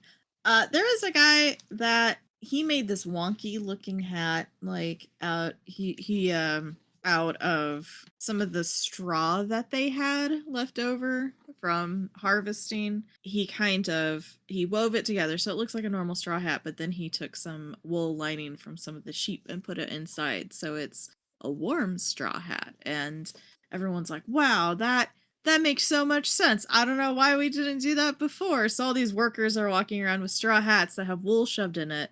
And you can the cheap ones have the wool sticking out a little bit, like they're not woven together very well, but the nicer ones are woven together really well, so you can't tell if it's actually lined or not. Is there a name for these hats? Probably it would be woolstroff. All right. Alec. I'm always so surprised. Let's see. I'm just enjoying watching. Let's see. I have the 5 of spades. This is really entertaining. Oh, I'm playing? Wow. Yeah, y'all should do this more often. What secrets are kept in our place? Why are they kept? By who and from whom? What secrets are kept? We haven't gotten deep into, other than Ralph with an F, we haven't gotten specific into like people's, like specific individuals. So my first thought is a group of someone keeping it from a group of someone. And ooh. So I feel like no matter how idealistic a place can be, there's got to be some semblance of order. So I'll keep it vague for the moment, but I would think the leadership type entity or group is keeping something from the populace. So I would think, or do I want to double back? No, I'll keep on it. Let's see. The did I write down this? I don't think I wrote down the specifics. The one a while back we talked about. I think it was on Jeremy's poll, possibly. There was an expedition somewhere in like a crater or a cavern, and only one of Yep, the that's 10 fine. people came back. Shiloh. Got it to We're Shiloh. remembering. It was okay. Shiloh. Shout out Um, Shiloh. Sorry. Something was found that was never disclosed to everybody. They found a relic in the cavern, and it is kept under lock and key somewhere. I mean, that tracks because, Something like, was you know, found. the expedition would come back, or one man would come back all bloodied and terrified, and like people in charge would want to absolutely scoop him up for like a debriefing, like, what happened? Tell us about it. And then he would Yeah. say all these things, and then he's gonna be Yeah. like, you're only gonna tell part of that story. If he survived to tell Yeah. the story, and they're like, oh, he died Yeah. after he got back. Yeah, he Yeah. died. It was either going to be that or that Ralph was actually importing a certain meat that he says or a certain recipe was his own or something People. silly. But I'm Always gonna people. go with, you know, the governing body in whatever capacity we want to call that kept a discovery that was found in that particular expedition. Awesome. Why did they keep the secret? Would it change the status quo? Would it scare people? Like, what was the purpose? Which is just the second part. Maybe it's to question. prevent more people from going out and getting more stuff. Because if it was that Okay. deadly, it's like, why would they want to all of their laborers going on these missions and just dying, and then Yeah. you have less people to work the fields? I like that. Nothing to see here. No reason to go there. Mhm. Yeah. And then they can definitely hype it up. It's like, Yeah. 9 people died on that expedition for nothing, you know? Yeah. There definitely wasn't a cave full of little golden artifacts. Yeah, no, I like that. Yeah. Ooh, can I make an addendum? No, be quiet. Your turn's over. Go ahead. So we've already talked about like generational things of past people that were there originally are no longer alive, so it would have that knowledge would have had to have been passed down. I want to slightly amend that to that at the time of this, that wasn't disseminated. So what they had done is they put a little memorial up by the cavern, and they placed whatever that was inside of that memorial, like a statue or like like a little nice little plaque of words or whatever, and within the base or whatever, it's held there out of the way, and that knowledge has since been lost to the general public. So within the base, So there is some artifact. like unrecoverable or buried. I'm gonna say like encapsulated in a little base, maybe. Okay. So you couldn't get it without destroying the monument. Yeah, or if there was maybe a little earthquake, something cracked and maybe exposed something, you You know, live on a volcano. There's a lot of movement. maybe something could be found. So a memorial That's my mourning. addendum. All right, Jake. I like that. Yeah. 5 of diamonds. The 5. Okay. There is a union. Is it political, emotional, marital? What is newly aligned? Yeah, let's throw a little controversy in there. Let's make it a political union, almost like two families trying to, I guess, take over. I guess in a sense, to because I don't know if we have really discussed the whole governing body and how it functions, but I guess you could have say two of the families that are prominent members, merging their families together to kind of gain more influence and Consolidate the power land. Dig it. in the city. All How right, does that's- everyone else feel about Yeah. this? Does the two largest land barons like merging their families? Like, does that sit well with everyone that doesn't own half the crater? Probably not, because of how they've all lived as like a community. It's like, why are they trying to? Why is all of a sudden someone trying to change the status of how we've always done things? Probably a point of contention between a lot of people. But it's kind of one of those. It's as big as they are. It's kind of hard to Push back. push back. Alec, would you draw a card for me? I'm bugging out again. While I do, I'm getting a lot of like, and I am not a historian by any means, but I do like Assassin's Creed. I feel like I'm getting a lot of vibes, or not vibes, but just like thoughts of how they portrayed the Vikings in like that structure. So there was like their leader was what called a like a jarl or something, but it was like a family, and then that's kind of how they disseminated it out from that like one head of that particular family, and then down like a structure of those. So maybe there's like a few different families or a few different houses, if you will, that are kind of like the quote unquote like leaders or whatever. I don't want to say like Founders. government. More influential. But yeah, but who's making like Founding families. decisions and stuff Yeah. like that. So that's like the vibe I'm getting. But your card, sir. Real quick before we do that, Jake, on the intrigue, is the intrigue like Romeo and Juliet, where they fell in love and it's contentious because of circumstance, or is it like the dads are like, you two are gonna get married and we're gonna wrap this bitch up? It's the dads. Okay. It's very much. Sorry. It's very much a. That's like, nah, y'all two are getting married Okay. in a Thank discussion. you. I just wanted to fully understand the intrigue. Yeah. No, that's a good point. All right. No, it's definitely not a love thing. 6 of diamonds. Someone returns to our place changed. Who are they and how are they different?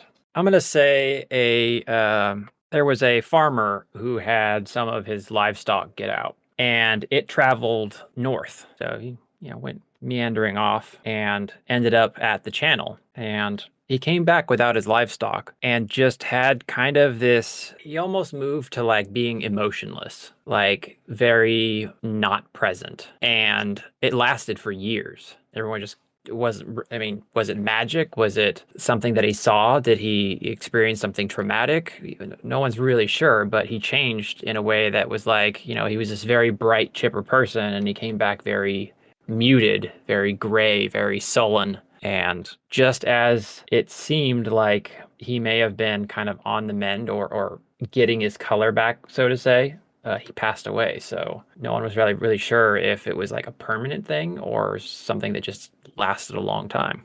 Bam, that's it. All right, moving on. Yeah, I got nothing. That's pretty good. Like add the creep factor. Ace of spades. Come on, let's bring some horror into this. All right. The harvest day has arrived. What is being harvested?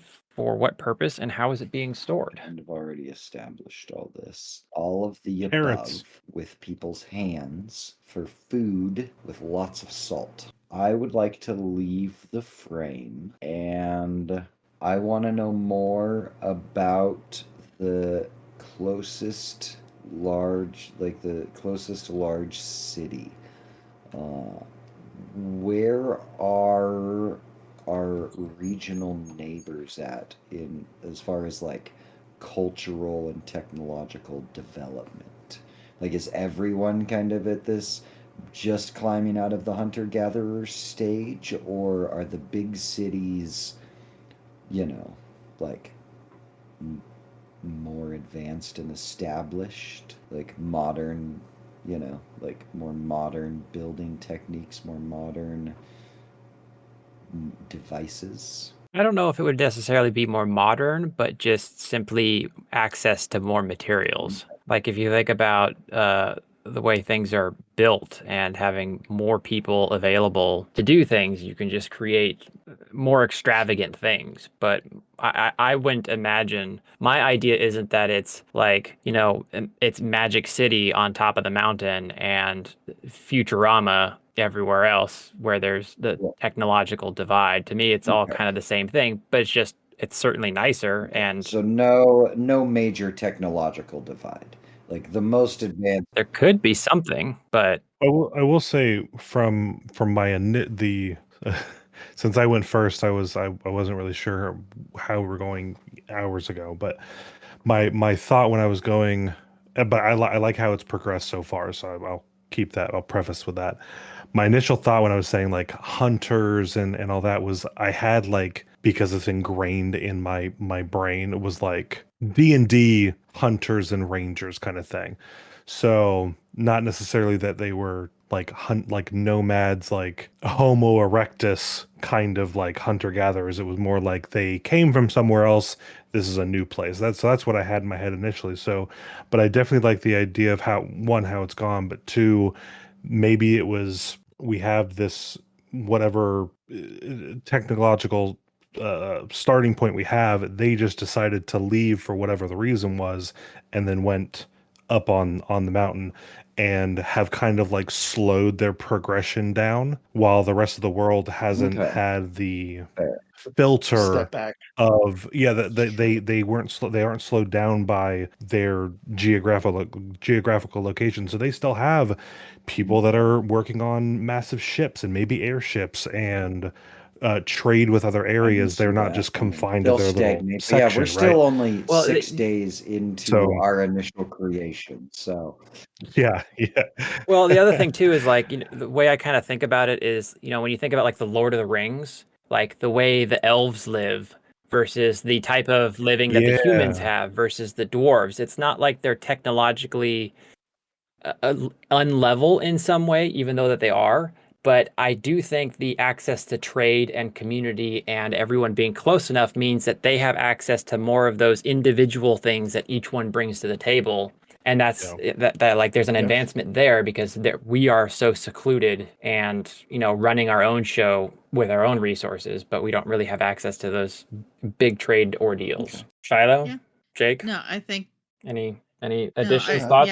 I like the thought process that they're not necessarily technologically different because they do get some influx of traders, as we've said. So that's not going to be vastly different, not like, caveman versus Futurama levels. But yeah. I kind of think about, just sorry, one quick tangent. Sorry. The what was that M. Night Shyamalan I movie posted where that they in were like chat and in said the it was The woods? Village. It just Yeah, The Village. the village. So yeah, it's like but that community just branched off and they kind of like final stopped while the scene rest is of the world just kept oh, going. That's kind of what I had in my I'm mind. glad Yeah. people were just there's a So lot of anyway, people on the same wavelength happening throughout this episode where it's like, oh man, love everyone's yeah, it. that's kind of what I was Love thinking it. too. But Like after a 10 or 2 from Oh, yeah, now, right? Like, I just but I thought, agree. Like, yeah, we're still at the very beginning. Yeah. So eventually, I feel like we will stagnate and be behind the technological norm. But yeah, fair enough. Well, we have time where millennia could pass, and we could absolutely We run ever into this draw issue. tens again. All right, who just went?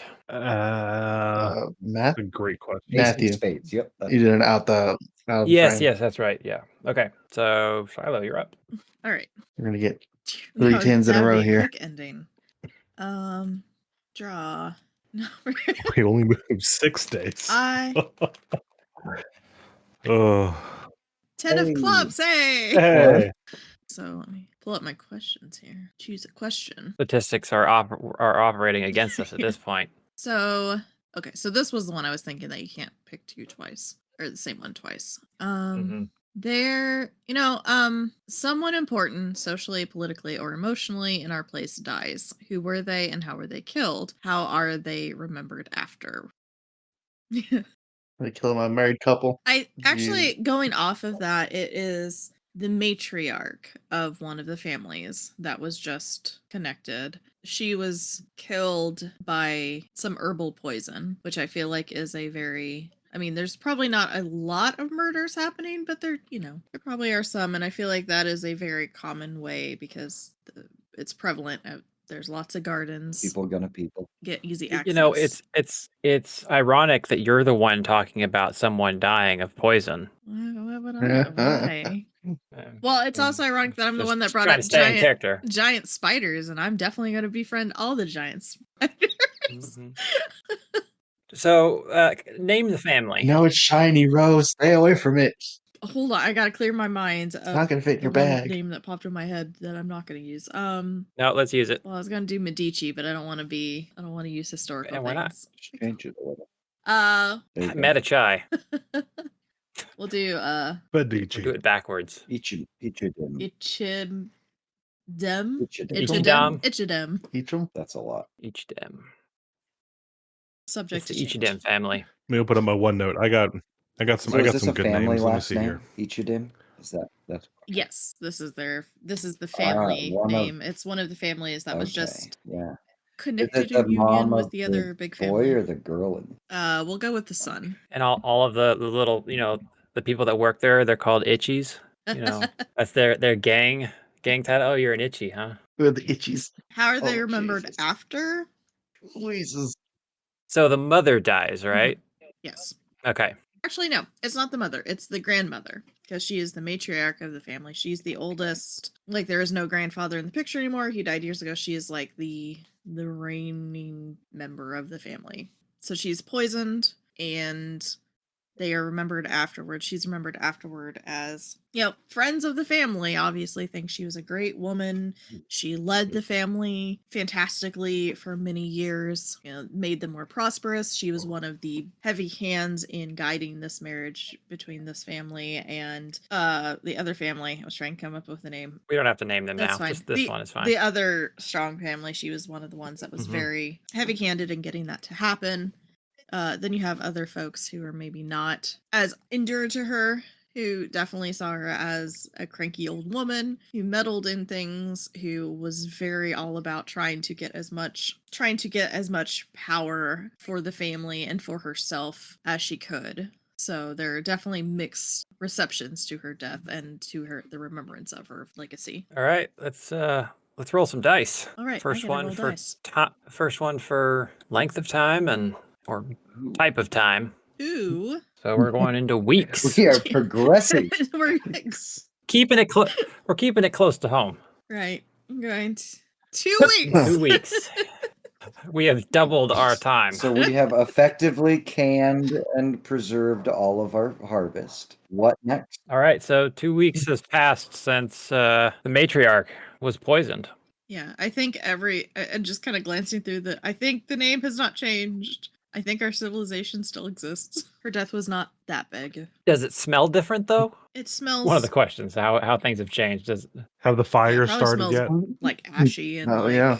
the sky is probably tinted. That'll take a while. You know how you would get that smoke from wildfires sometimes. Like the sky is definitely red. So we're pretty much all on board with basically, it's been 2 weeks, not much has changed. Okay, so let's ask this then. How does it feel? Like there's a big power dynamic that just took place, as in a major figure was murdered, and now there's room for this to be significant to the individual families. Do they pull apart? Does the community celebrate? Is it heavy? Is it lighthearted?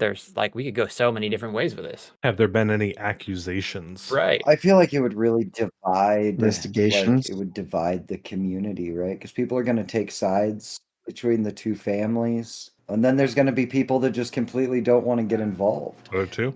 But there's also going to be people who are really concerned about, I'm not sure a good way to say it, but the incoming, what is the word? Heir? Aristocracy that's about to be created within the community, right? We're going from like a very socialist community, but as one family or two families merging into being like so influential that they're basically just going to take everything over. Like, But does the merge stay in place? Do people start accusing each other because of the merge that well, this is what happens, and then they separate as a result? Like, was it a short-lived thing because they're now accusing each other? Maybe the grandmother was poisoned because she saw something. What could have made her a target? just to like, a completely unrelated party that did it for the sole purpose of adding doubt to the situation in hopes of preventing the marriage. The third family. Or maybe not even like a third Hmm. family, just like an organization that, secret organization. Maybe like a guild, the equivalent of like a guild master or guild master's hall kind of thing, where if the family merge went together, it would you have like three powerful entities, and it kind of shifted it away to the families becoming a stronger unit. And by adding this layer of concern or questionality to it, it stopped that merger and kept the three powers kind of like level. Well, this entire range of conversation that we just have just kind of reminds me of what the town would do in the bar. Like, they're asking all these questions, they're making all these accusations. These are the conversations they're having. Is like, Yeah. what if it was So this is all the yeah, what if it rumors. was that family, and there's just two guys talking about it, and then these other ones are like, oh, I bet it was an inside job, and all the unsure things that we have about this circumstance sound exactly like the types of things the town would be discussing in their off time after this, Who being would so be the most fresh. negatively affected by something like this? Like probably the farmers, right? Like, is there an overarching farmers guild? How guild heavy do we want to be? There's a hunters guild. Is there a farmers guild and a mercenaries guild or a militias guild? Like, how are we going to go super guild heavy and add all these different essentially political parties to the mix? Well, is there still a hunters I mean, guild? Like, it was conceptually the thing that started it's the been town, but 3 weeks. is it I still there?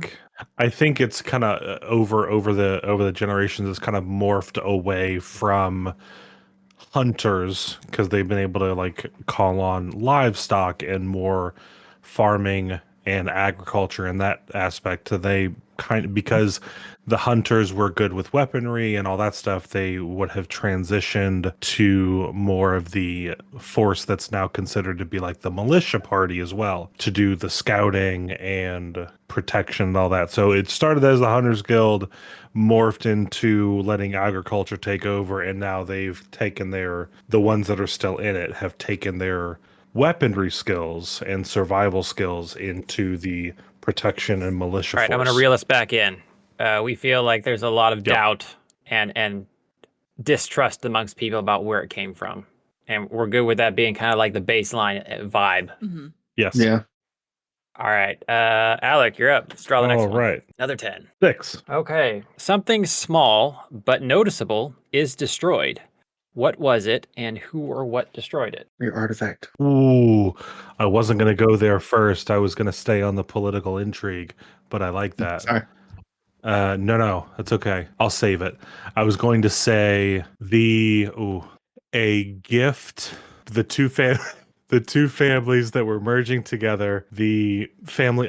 Did they get named? The Ichis and the somethings. The each dem is the one. Yeah, the Ichis gifted a. I'll say it. The other family. They gifted them a garment, a piece of clothing that has been passed down or whatever, and somebody destroyed it, which then caused. That's what people are rumoring was the inciting event to this whole assassination and all that stuff.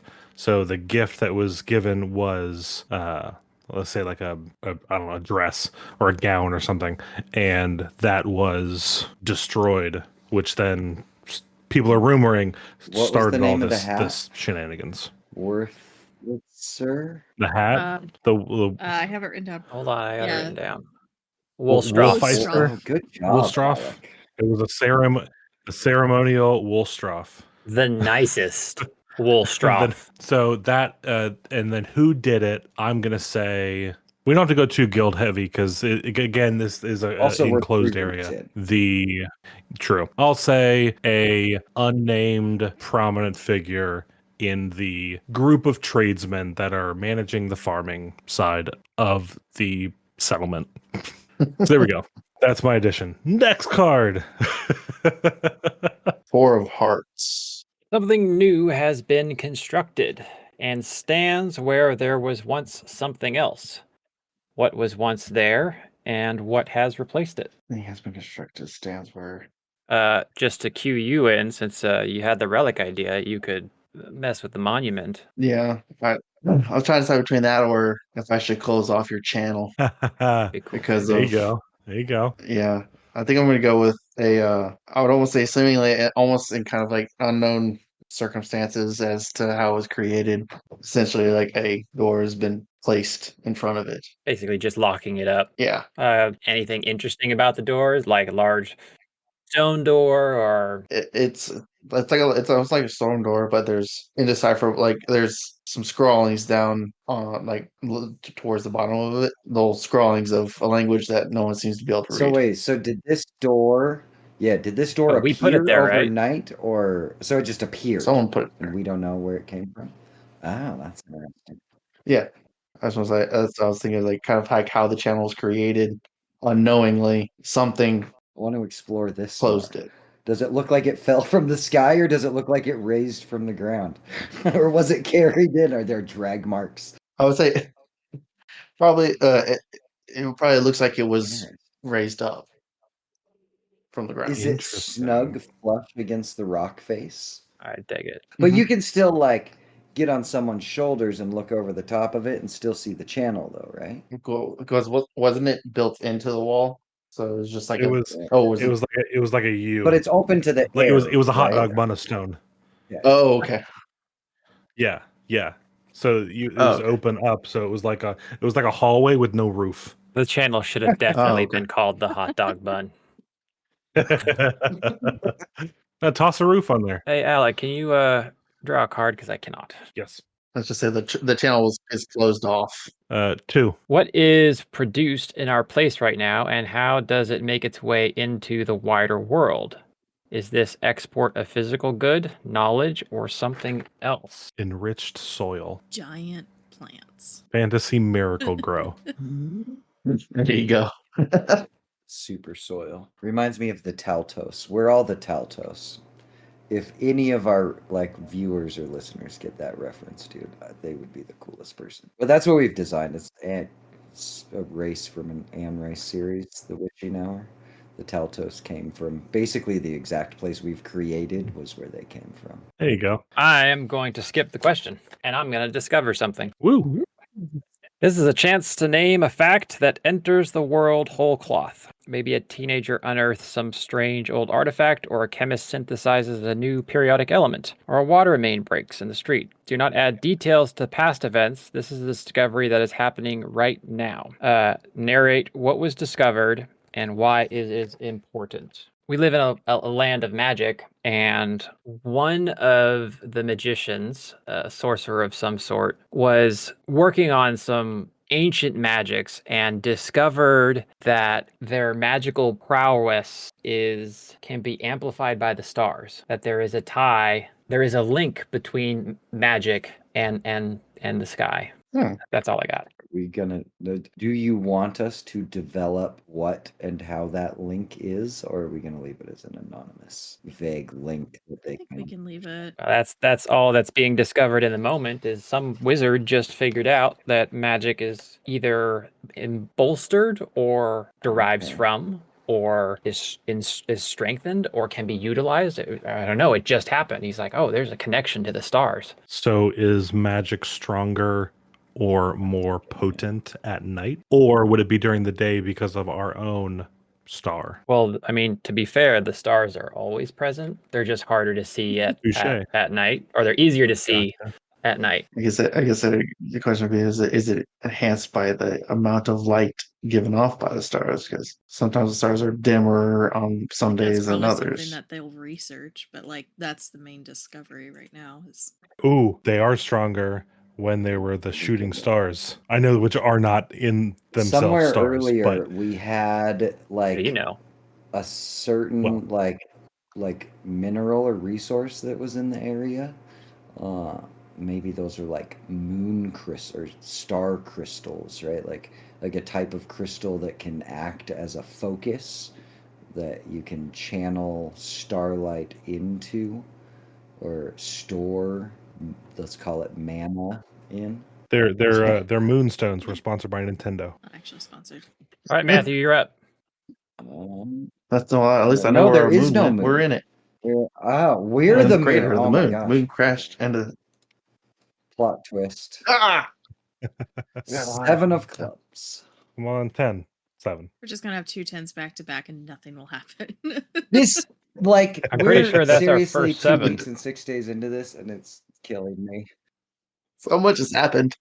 What is the most beautiful thing in or about our place? I mean, I feel like we're beating a dead Ooh. horse, but the stars. Yeah. Can I? I like it. Whatever. I guess we can accept that answer. Let's move on. Yeah. I just feel like it doesn't develop anything. It's just like, duh. Well, I would say it's special to Yeah. where we live because of our It's elevation. a lot more clear. I bet you down below it's not nearly as amazing on a regular basis. Because we're probably above some of the clouds. 0 light Mhm. All right. Maybe they're always under the clouds. Maybe that's why we were able to discover everywhere the else connection to lives the in stars. England. Could be all sorts Yeah. of things. We're above the knows? cloud line. 2 of diamonds, Yeah, eh? 2 diamonds. A major modification is made to the environment of our place. What is this change? Was it made by someone or did it simply come to pass? Infrastructure. We discovered aqueducts. It's made to the environment. I'm trying to think. This could be like natural, man-made. It could Yeah. be an event happens that changes everything. I was trying to think because like I thought of like a man-made thing, but I'm not. That's not really change the environment too much. It's just like a building, something that changes the environment. A harvest fire got out of control. That was my second choice. It's a tax collector's office. Yeah, because we had. They invented the IRS. We're on our way to capitalism, anyways. That was the second sign that they were warned of. The stars were the first one. The IRS was the second. I'm going to say. The tax collectors 3. I'm going to say that there was an earthquake. They have all there was an earthquake and it caused one of, we'll say, the west side of the crater to have an opening break open in it. So if you ever seen Land Before Time, West side of the wall or yes, the ground? west side, of the dome itself. So I don't know if you ever seen Land Before Time, but the Green Valley had the walls around it, and then the second one there was an earth shake that cracked open it, and you used all the right words. Yeah, sorry, I did use T-Rex at the end, but it was supposed to be a sharp tooth. I'm sorry. That's okay. Everything else was on point and appreciated. No, that's no, yeah. This is totally where my mind went when I started. So I just want to make sure I'm clarifying, so I'm on track. You're saying that the west side wall cracked in the Yes. mountain, and it just gave us access to the outside Yes. world. Not anything Nope, different it just is there. It's just access is now created like an opening, okay. and we're not really sure what's on that side since we came in from like the south, I think. Okay. hmm Okay. So it didn't open into the area we came from. Like it's not just a Mm-mm. third entrance from the other side. So it's like, gotcha. Okay.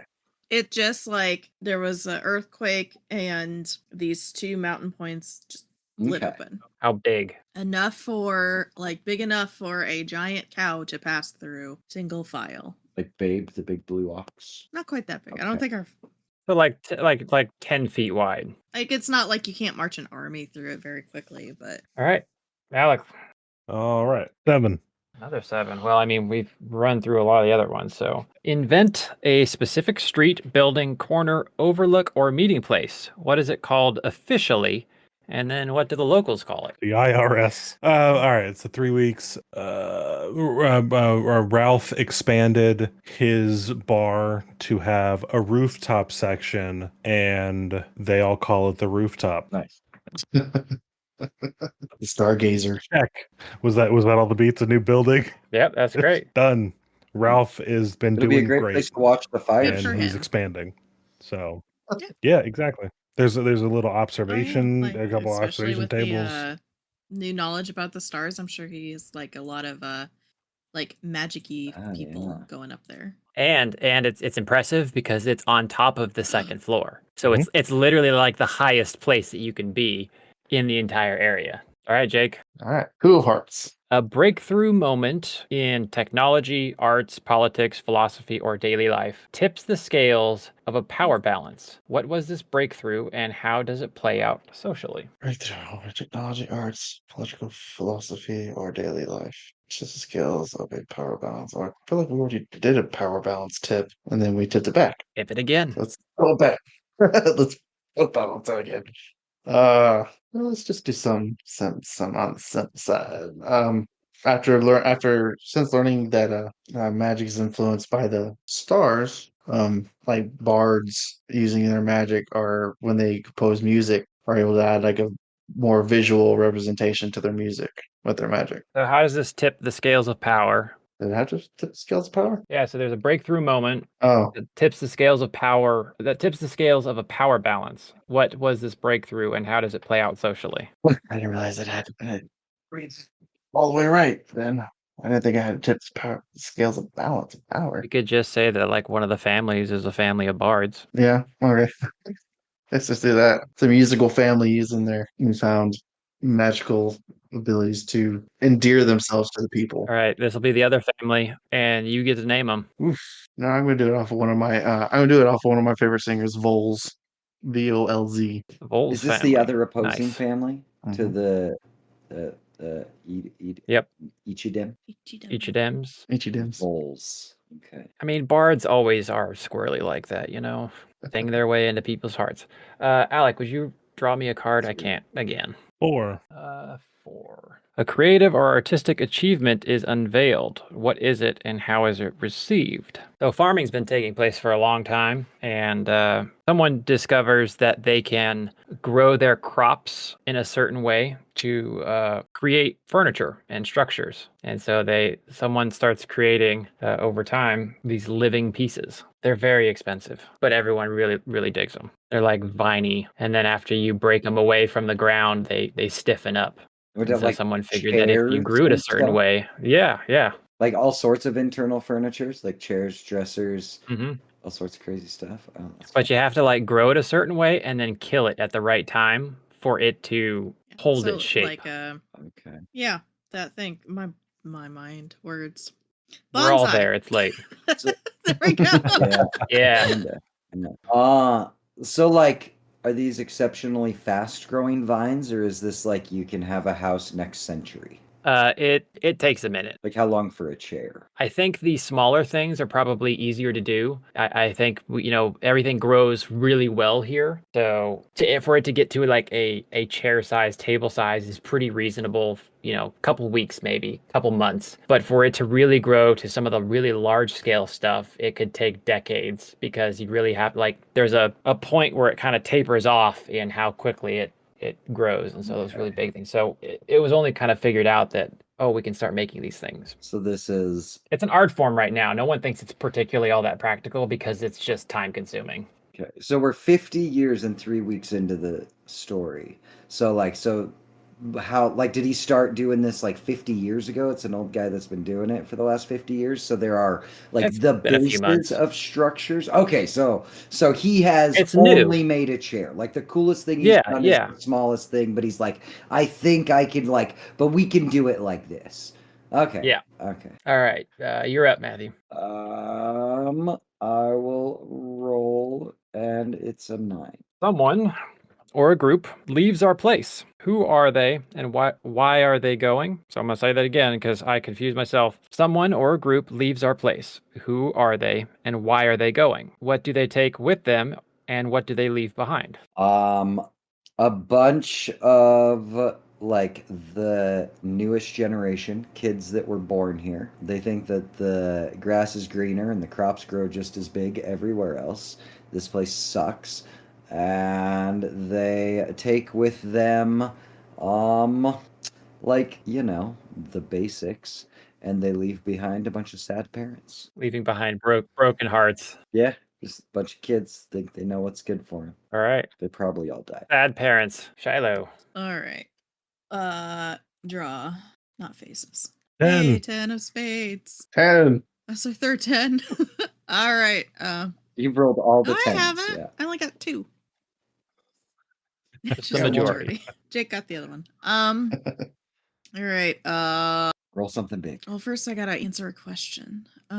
It is okay. It's a resting day in anticipation of problems just across the horizon. What is believed to be coming, and how do the inhabitants of our place set these problems aside, for just one day? What their perceived problem is, first of all, they had kids that just up and left, so that kind of sucks. But also, they're a little concerned about that hole that just opened up. Like, they don't know. I think some don't fully know, like, was it caused by, I don't know, like if there's gods or by an external force? Was it the earthquake? That they don't know. They don't know what caused it. They don't know if something's going to be coming through it. So they are, because I'm going to expect, so they're kind of taking a step back and being like, okay, we're going to. Real quick, can I change my last answer and you can run with it? And I sent the kids through the crack that opened up instead of the real world. Okay. And then you go from there. Okay, so you have a bunch of pissed off teenagers. Well, I mean, that's but the people don't know that. Like, so like with my question, it's like, what do they think the problem is? The community at large thinks that there's something going to be coming through that hole. Like they don't know what caused it. They don't know if something's coming through it. But they're just trying to push that out for a night or a day and be like, you know what? Well, we'll just see what comes. We feel pretty secure with what we got here. Nothing's like a giant, like Godzilla type creature hasn't come out of it yet, so fingers crossed. Just increased patrols on that side of the crater. Everything will be fine. I mean, imagine the workload shift after losing a significant portion of all your people when everyone's just struggling to survive. Like, you got to start kind of reorganizing how everything's and there's structured. been like power struggles and a matriarch was poisoned. There's a lot of stuff going on. They're the future is a little less certain than it was 2 weeks ago. All right, let's roll that first die. Go higher than a week or a day. That'd be awesome. No, we cannot. We cannot. Oh man. All right. How many weeks have passed? 6. Hey. 2 months. Hey. Making progress. Unreal. Yeah. Unreal. That's great. All right. So we took a day of rest and we're concerned, we just lost a bunch of our workforce. We have to reorganize, restructure, and that new hole in the wall is a worry. But it's now 6 weeks later. Has anything changed? Did something happen? Did the kids come back from the crack? I don't think so. How long of a journey do we think it is to get from the top of the mountain down, from the crater down? Oh, it's got to be at least a month. Yeah, so they're probably just now, if they made it, reaching their destination. I think because we recently had a earth shake, the hidden relic that I alluded to earlier may not be so hidden, so it is exposed and able to be seen again. Just I'm fall. going to say that there is a new plant life growing through the crack. Ooh, Ooh, Ooh. I like that. which attracts some new creatures. That vine from Jumanji. Yeah. Is it a plant? Is it a flower? It's almost like terraforming. Like if you imagined like just the, at this point, let's say it's only 30 feet in kind of from the perimeter of the entrance, but it's almost like it's changing the plant life to be whatever it is. Mm. So it's like it's evolving into something new and growing. Does it seem creepy? Like, does it give off? I like, mean, an I would be ominous creepy terrified vibe? if it like there's this new It's a creeping vine. biome thing kind of growing not into like- your living space. Pulsing red or anything, though. No, a lot of people that go and now watch it swear they can see it move, but I Ooh. bet you no one can. And it's not just growing virulently, it is physically changing. Like, we're watching blue flowers turn into palm Like when you fronds watch the or hour hand on a clock, I swear I can see it moving. yeah. Mm-hmm. We know it's getting bigger, so it's moving, but I think Yeah, those kids are screwed. They definitely are dying. oh yeah, we're totally gonna go down and see like vines coming through skeletons and stuff. Yeah. Oh, We say kids. I assume they were like teenagers and up, so they're fine. Yeah, 17 to 20. Yeah. Old enough to know better. The rest of the questions are, we address what it looks like, how it feels. It's still the same same. name. Should we move on? Draw the next card. Next card is a 7. A forgotten aspect to our place is recovered. What is it? Corner, a basement, a hidden garden, maybe A hidden relic. That is just check. And okay, what is it? what is it? What is the relic? Is it a chef's hat? A chess set. That'd be awesome. Oh, I don't want to. Is that I a don't want to chef's hat? encroach Chef's on hat. another RPG property, but maybe it's something polyhedral in shape, not dodecahedron, but because I love dice. Yeah, I'm gonna say it's a polyhedral shape that is polished. No numbers, obviously. But that could be really cool and also fourth wall meta. Like, So I don't know if it comes. and then whenever someone Yeah. throws it, something happens. They Yeah. either succeed or they It's fail. got like it's like metallic, but it also has like an obsidian look in it. Yeah, they find. Is it heavy? Okay. So I'm gonna say it's yay big, like basketball, maybe. And it weighs 75 pounds. Thick boy. Yep, solid. No seams, no creases, no cracks. It looks pristine, even though somebody pulled it out of rubble of a fallen memorial. Does it have numerals or writing on the 20 faces? Or Just polished? polished, smooth on all polished 20 smooth, no faces? numbers. Just a. Do we want to say 20 side? Yeah, why not 20 side? Hashtag meta. An icosahedron. Is it an icosa? I couldn't remember if that's what the number was. But yes, a 20-sided object. That worked out All so right. perfectly. Jake, what's up? All right. Another 10. Hey, Hey, 10 of diamonds. Ain't that the last Yes. one? That's So the the That last is. game is done.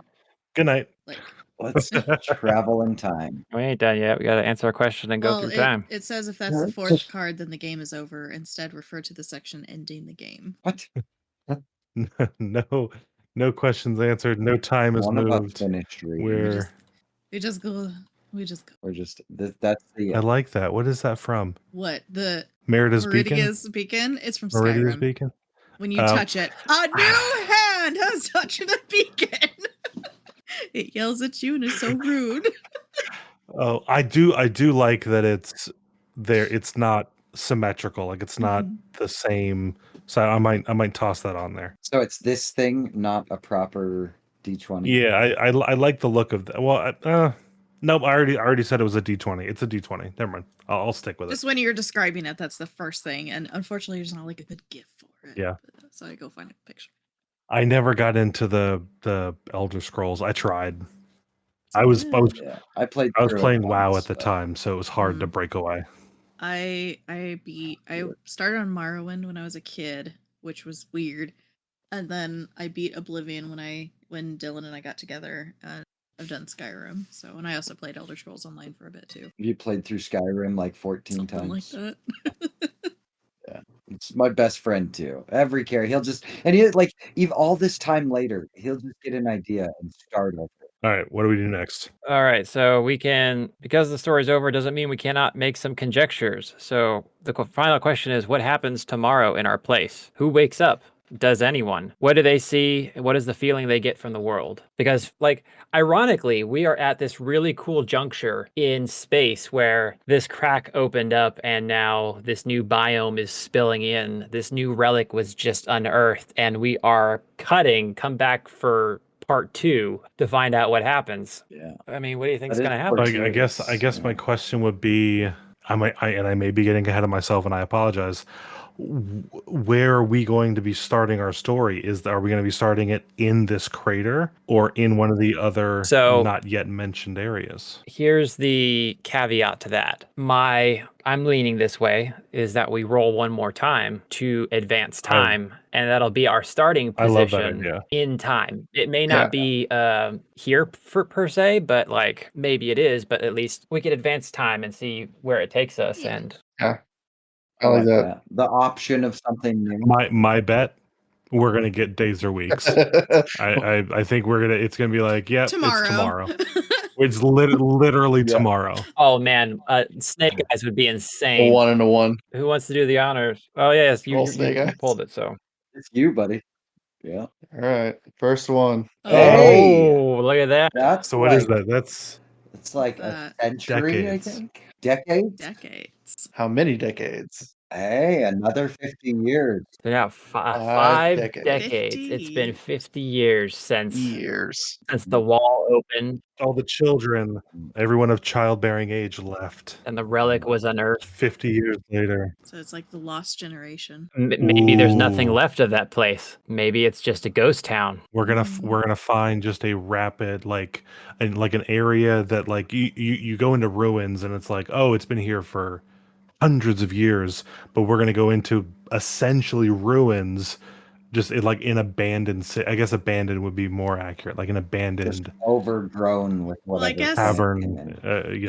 of a city. There might still be people alive because if there were Yeah, people true. from other races, True, you true. have elves I'm- who Well, live not even for that they're who knows how long. necessarily that is dead. true. Yeah. Which we're gonna figure out So all maybe of that's those But they only were elves. pushed Well, out by the plants. can we right? roll for Like, elves? as the invasive, because it only took, where it just Maybe, a couple yeah. weeks, or no, it was a couple months for it to come 40 feet in, right? Mhm. So extrapolate that out to half a century. Like the crater's probably just been overtaken with that plant. Yeah. Or maybe they built It is no- a barrier Did around they? it, or maybe Yeah, they fought it yeah. back. There's a lot could happen in 50 years.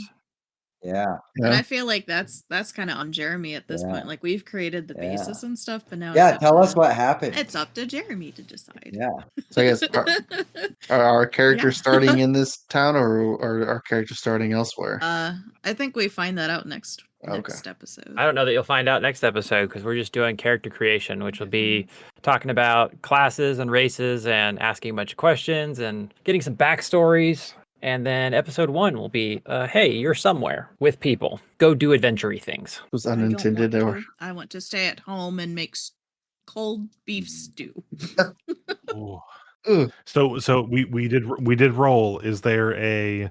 Do we want to officially do those questions of like, how does it look? How does it all that? No, Or it's did we over. kind of just spitball it? just It's didn't over. notice it. We don't get to answer any Right. questions. We just get to speculate. Love it. Love it. You get to speculate. I decide. get to control. Ooh, I get to Plan. decide. fun. God. I do kind of I do kind of like that we did like a very focused Yeah. look, and then we're out. Yeah, Mhm. You know, that's kind of cool how that talking worked out. about some murder and poison, political stuff. But what's cool though is like this game can be played twice Oh and yeah. it'd be vastly different. I mean, imagine if we had jumped Oh, ahead absolutely. 500 years the first time. The types of like the things that we talked about wouldn't have I mattered. It's like like, this what is stuff. it like This now? is fun. Like I didn't Yeah. know Yeah. that this was an option for It entertainment. was Like I interesting. want It was more interesting. of this. Like I want to play this more often with you guys or anyone else. I don't care.